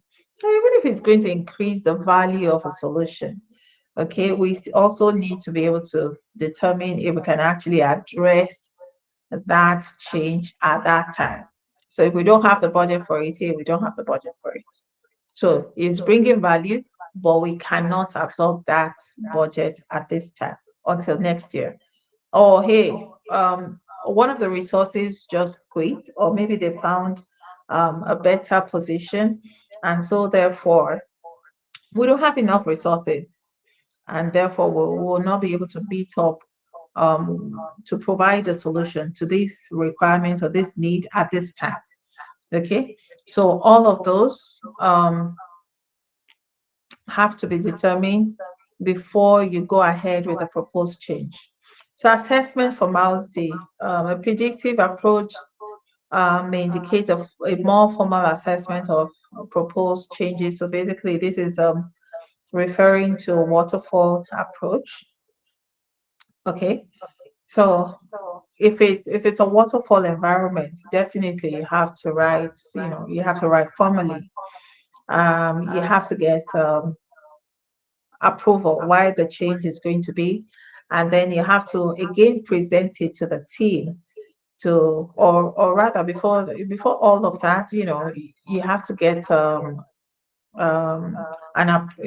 well, maybe contribution from the team, right? If it's even going to happen, and then you present it, you write formally, you present it, and then once it's approved before it can even be effected. So that's in a more formal environment, but in a that's predictive. We call it a predictive approach. But in an adaptive approach, which is more like an agile environment, it would usually require less formality in assessing the proposed changes. So you can, that's why we have a Scrum call. They will have a Scrum call every day, and then you determine what your impediment. So when you're discussing what your activity was the day preceding, and then that day, and what you're going to be doing that day, the tasks that you're going to perform in that day, can talk about your impediment actually. And then maybe right there, you find a solution to what your impediment is. So you can get an approval, or maybe um, if it's more formal, or maybe of more urgency, or maybe it needs to be escalated to the higher ups, maybe another SME or something. And then you can, in a few days, you can escalate it through your product owner, and then eventually you get the approval, and then you can start, like working on it almost immediately. But then in the predictive approach, it could take more than just a few days for you to get the approval before you get people to buy in, and then the email that you're sending, or maybe the formal letter that you're sending, and all that. So that's the difference in assessing the formality. And then impact analysis. Hey, how is it going to impact, our solution or the organization? Evaluating the effect of the change. Traceability is useful tool for performing the impact analysis. So, hey, we didn't have these requirements initially. So what's going on now? How is it going to affect our bottom line? Do we have the budget for it? Do we have the resources? And all of those. When requirement changes, each related requirement or component may also require a change to support the new requirement. So again, we're talking about dependency. So if we're going to make this change in this department, in other words, you also have to make this other change as well. So we're talking about the one that is going to be affected. Hey, with this solution, if this solution is if there's a buying for this solution and we're going in to effect this solution, how does that affect if our if our solution is affecting the support team, you know, how is that going to affect the sales as well? And then how is that going to affect maybe the marketing as well? So all of those is what you should, do an impact analysis before you effect that change. Then when considering changes or additions to existing requirements, consider the benefits, the costs, the impact, the schedule, and the urgency. Okay, we talked about this. This will be the basis for prioritization. However, we're looking more intently at what the benefits, how is it going to benefit the organization or the business or the stakeholders? What's going to be the cost? What's the urgency? What's the schedule, the timeline that we have to actually conclude these requirements? And then what's the benefit to us? Okay. Impact resolution. Okay. So we're looking at various stakeholders maybe authorized to approve, deny, or defer the proposed change. Saying too many, what's it called? Too many hands pour the broth. Is that how it said? Right? So you have too many people who have to approve and stuff. And then what that does is that you can either meet one or the other to gain approval. So if this person is not agreeing to the approval of a requirement, you can just go for the change assessment to another person. And so that will impact the project. It might result into a project fail. Okay, all impact and resolution resulting from the change analysis are to be documented and communicated to all stakeholders. All right, so that somebody did agree to a change today might not mean that they remember they agreed to the change the next day. And so that's why it has to be documented. Again, we're saying cover your assets. Always cover your assets. Okay. Once you get a requirement, once you elicit a requirement, ensure you document it and get a sign off. Once there's a change, ensure you document and then get a sign off. Once the change has been approved, ensure you document and then get a sign off. Okay. If anything is going on, if a solution is being agreed upon whatsoever, once you document and then get a sign off. So that's very important. Again, for posterity, you might not be on that project come a few months or a few years down the line. You always want to document, and then you always want to show that you always want to show the traceability as well, and then to ensure that um, all of the information that you have is being validated. Okay. Any questions? When we talk about documenting, is it like emails back and forth, or it's like an actual Okay, document, so like we with a have signature? something. How many of us are familiar with Confluence? Okay. All right. So Confluence is like MS Word, but it's a collaborative, it's more of a collaborative tool. So what that means is that even though you're dumping your ideas, right, in Confluence, is a collaborative tool in the sense that your team members have access to the same documents. You know, unlike Word, where you have to send as an attachment for them to see what you've done. The Confluence would give them access as long as they're within the team. So they have access and can actually view your page. So a lot of organizations now use um, these tools, right, as a collaborative tool within the organization so that everybody can actually see what you're doing. So those documentation, you put it down normally as you do any Word documentation, and then they provide a comment. So you remember I said it's a collaborative tool.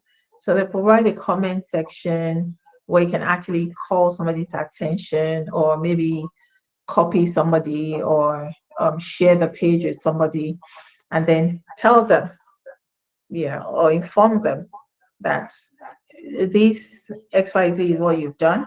Can they actually confirm?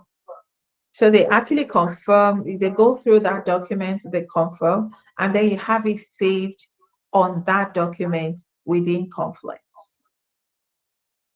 You get? Okay, good. Any other question? And then there's some other ones. There's the Azure, is it AWS, Azure DevOps or something like that. I think Azure has one. Azure has one, and then Microsoft has, and then there is no, not Microsoft. It's Al Hassan or Al Taysen something. So they are um they own Jira and Confluence. Okay. Oh, my suggestion, if you're thinking of going into BA career full time, you have to know how to use Confluence and Jira. Okay. All right. Requirements approval. So what are we doing here? The purpose of approve, again, this is going back to our business planning governance. That's why I said it's very important. Remember, I was mentioning that it's important. I mean, all other tasks are important, but the governance, who is responsible for XYZ, or who is the decision maker, or the one who approves all the way. We were giving example of project manager approving the requirements, the elicited requirements, the solution, um, the test component, and all of that. Yeah, but it doesn't follow like that in every organization. So who is responsible? Who is the approver? Who is the approver? Who is the decision maker? Who can you meet to help mitigate a few issues? Who can um, okay, let me not say the word, or we usually say at work. Anyway, so the purpose of approved requirements is to obtain agreement on an approval of requirements and designs for business analysis work to continue, or solution construction to proceed. Okay, so we've talked about this over and over and over. Understand the stakeholder roles. During stakeholder business analysis, planning and monitoring, we did mention the stakeholder engagements. Yes, yes, no, no. Okay, so we did mention the stakeholder engagement. We said, first off, before you start anything at all, what do we do? The master list. Okay, Get a list of get the master stakeholders. list. Get the master list. Understand the stakeholder roles. Okay, who is sitting as the president? Or who is sitting as the VP? Who is the associate director? Right? Understand the role. If you're going to meet up with a manager for approval when you should be talking to a VP, then you're not understanding the role. Okay. If the manager knows that this is the VP, I mean, the manager is not going to approve maybe a change request or anything. The manager isn't going to do that. So it's good to have the master list. Okay, no problem. Not everybody is within this project. Not everybody in the organization is in the project, but what's their role? What do they do? Right? Understand the stakeholder role. Understand who holds decision making. Very, very, very important. Okay? Responsibility and who possesses authority to sign off across the initiative. Hey, if the manager of a department is stated as the sponsor, but he still needs approval from the director, then the director is the one that should be doing the sign off across the initiative. Okay, so that's the difference. So understand the role. Few stakeholders may have the authority to approve or deny changes, but many stakeholders may be able to influence these decisions. So if we're talking to the manager, if the manager can approve just because the director is not available, those people are the ones who can make, they can approve or deny changes. However, you need to talk to the tech guy, the developer. You need to talk to the QA. You need to talk to the project manager. Okay, they may influence this decision. You need to talk to the support team. If the support team says they don't need the project, it's going to be a fail. You need to get everybody's buy-in. Understand the roles of people. The support guy may not be the one to approve anything, but they know he's so proficient in his role that if he says this project is needed, um, the president or maybe the chairman should start running because he knows what he's doing. He's the one that has an interface with the customers. Okay. But if he says that the project is not needed, it's a waste of time, it wouldn't make any difference to his bottom line or his contributions, or it wouldn't make any, there's no benefit to the organization, then it's a waste of time. All right. So that's why we're understanding the role. That's why we need to talk to people. That's why we need to get feedback. That's why we need to get buy-ins. Very important. Conflict and issue management. Hey, we have to be like BAs are people persons. If nobody is talking, BA is talking. If everybody is deflated emotionally, BA finds energy from anywhere. If everybody is depressed, BA are happy. She'll be happy. Okay. So we come up with the energy to be able to do the work, right? Manage conflicts. Okay. Two people don't agree on prioritizing one requirement. The best situation is not putting them in the same space. The best situation is meeting up with each person and understanding their needs, why they think it's of great priority. So that's why we need to understand the stakeholders that we're dealing with. I think we did that in business planning and monitoring, right? Understanding each stakeholder and being able to collaborate with them. So, uh, being able to manage any conflict or issues that may arise, okay? And being able to document and then, you know, basically not discussing what's not necessary with any stakeholder. So if you have a stakeholder that doesn't like a team meet, where there's a general meeting, then go meet with the person over coffee or maybe like me over water, over a cup of water. I only drink water. So go meet with the person, over a cup of water. Or maybe if the person is taking tea or something, you just sit with the person and just talk when they're relaxed or something, get their buy-in, be able to address the conflicts. Stakeholder groups frequently have varying points of view and conflicting priorities. Absolutely. Not everybody is the same. Okay. I walk into a new environment. Usually I like to assess what the environment is like.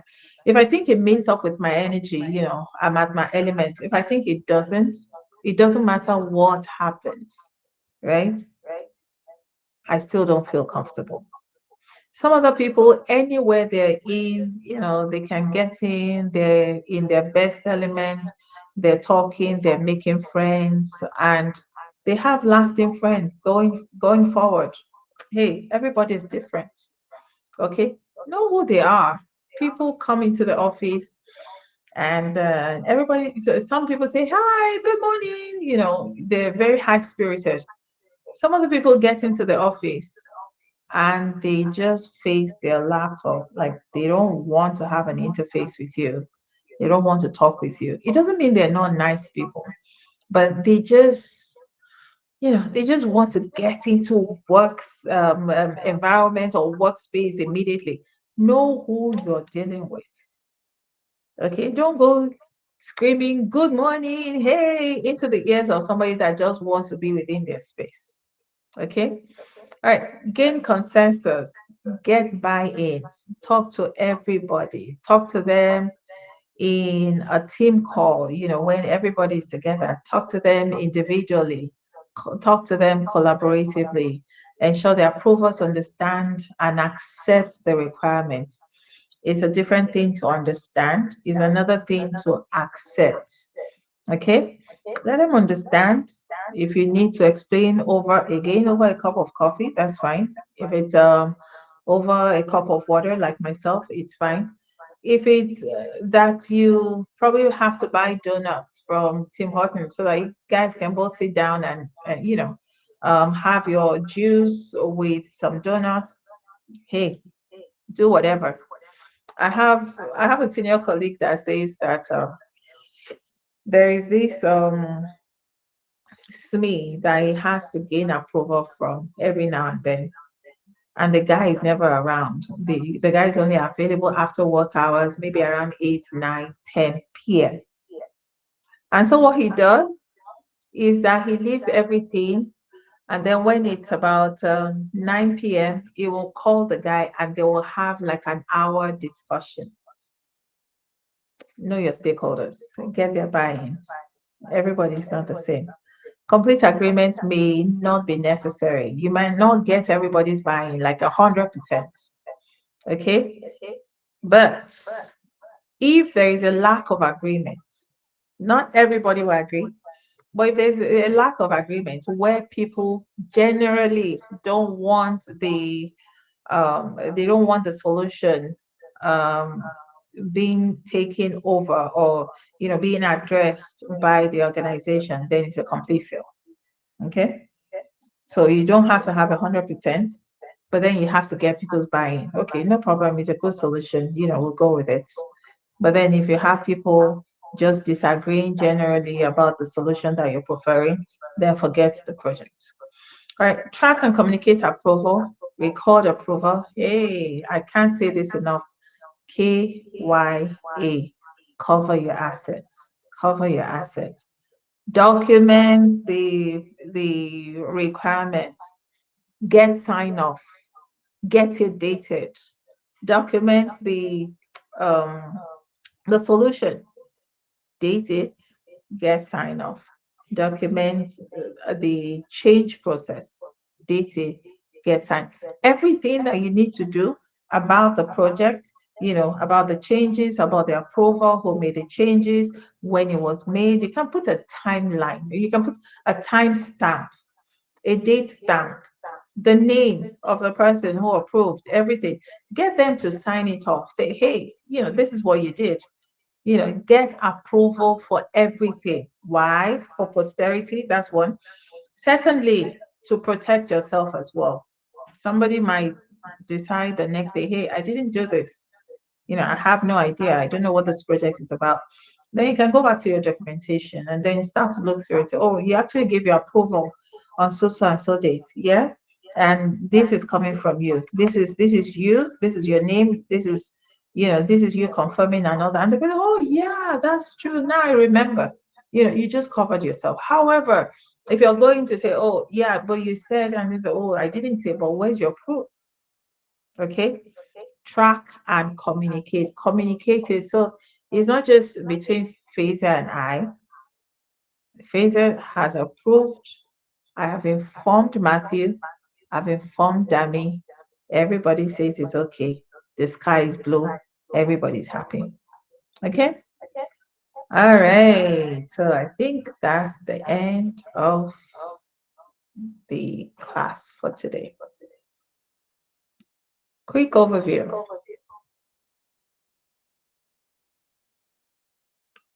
Requirements life cycle. I know today is even worse. 30 minutes behind. Or 30 minutes over is what I meant to say. What did we say about requirements life cycle?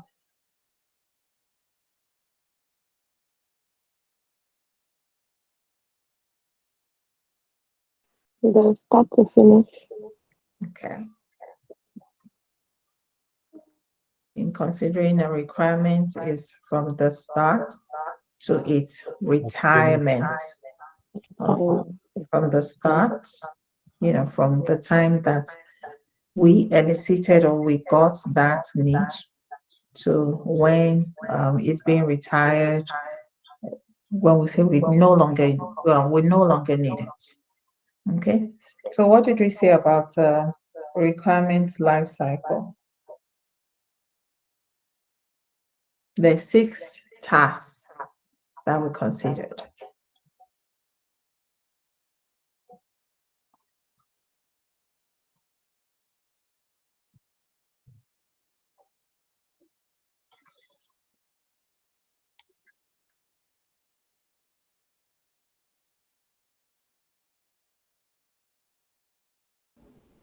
There's 6 tasks that were considered.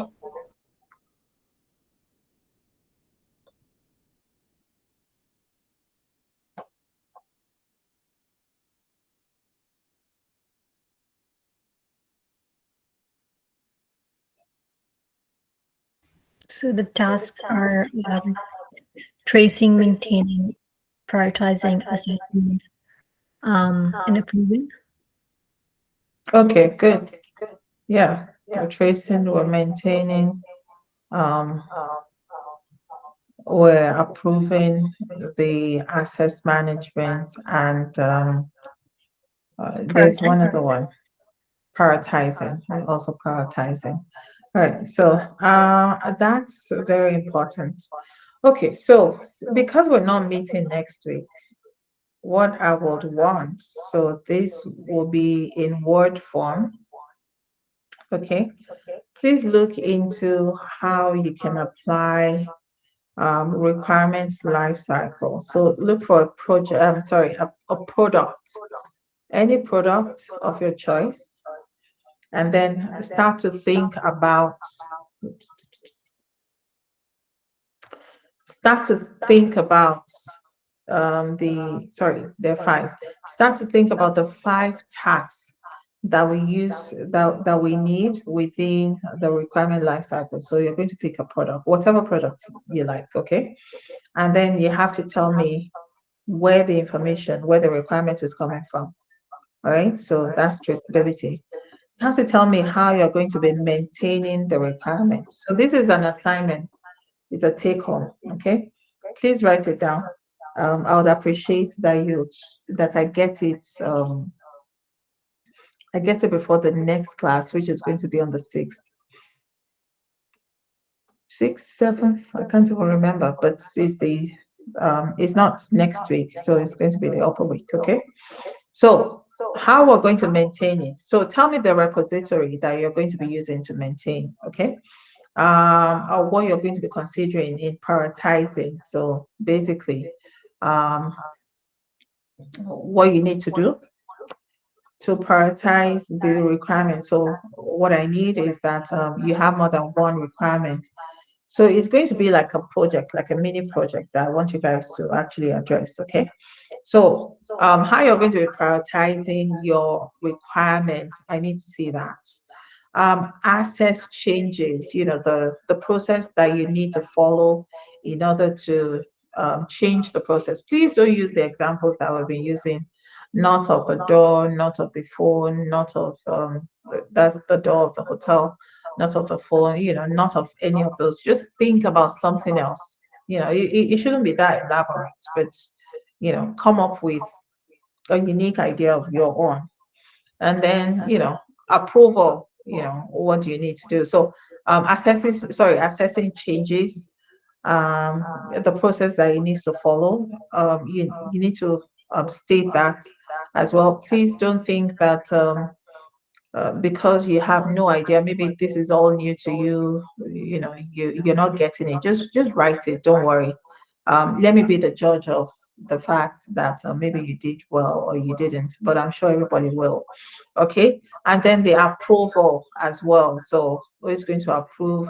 I need you to list a few names and their positions within the organization. So if you're saying, hey, I think my team lead should be able to approve. So you write, oh, yeah, team lead, or exactly, yeah, you can write a team lead, whatever. Okay, so this is what I need you to do. So it's going to be a mini project, and then I need you to apply all of these tasks to that project. Does it make sense? Okay, all right. So I'll see you guys on is that the 6th or the 7th? I don't know. But I'll It's send you, 7. it's the 7th? Yeah. Yeah, so I'll send an email like a day preceding just to remind us. And so hopefully see you guys in the new year. Um, Merry Christmas and Happy New Year in advance, guys. Wish Merry you all the Christmas, same. Happy holidays, Happy New Year. Looking forward to I'm looking forward to that assignment. So please don't forget.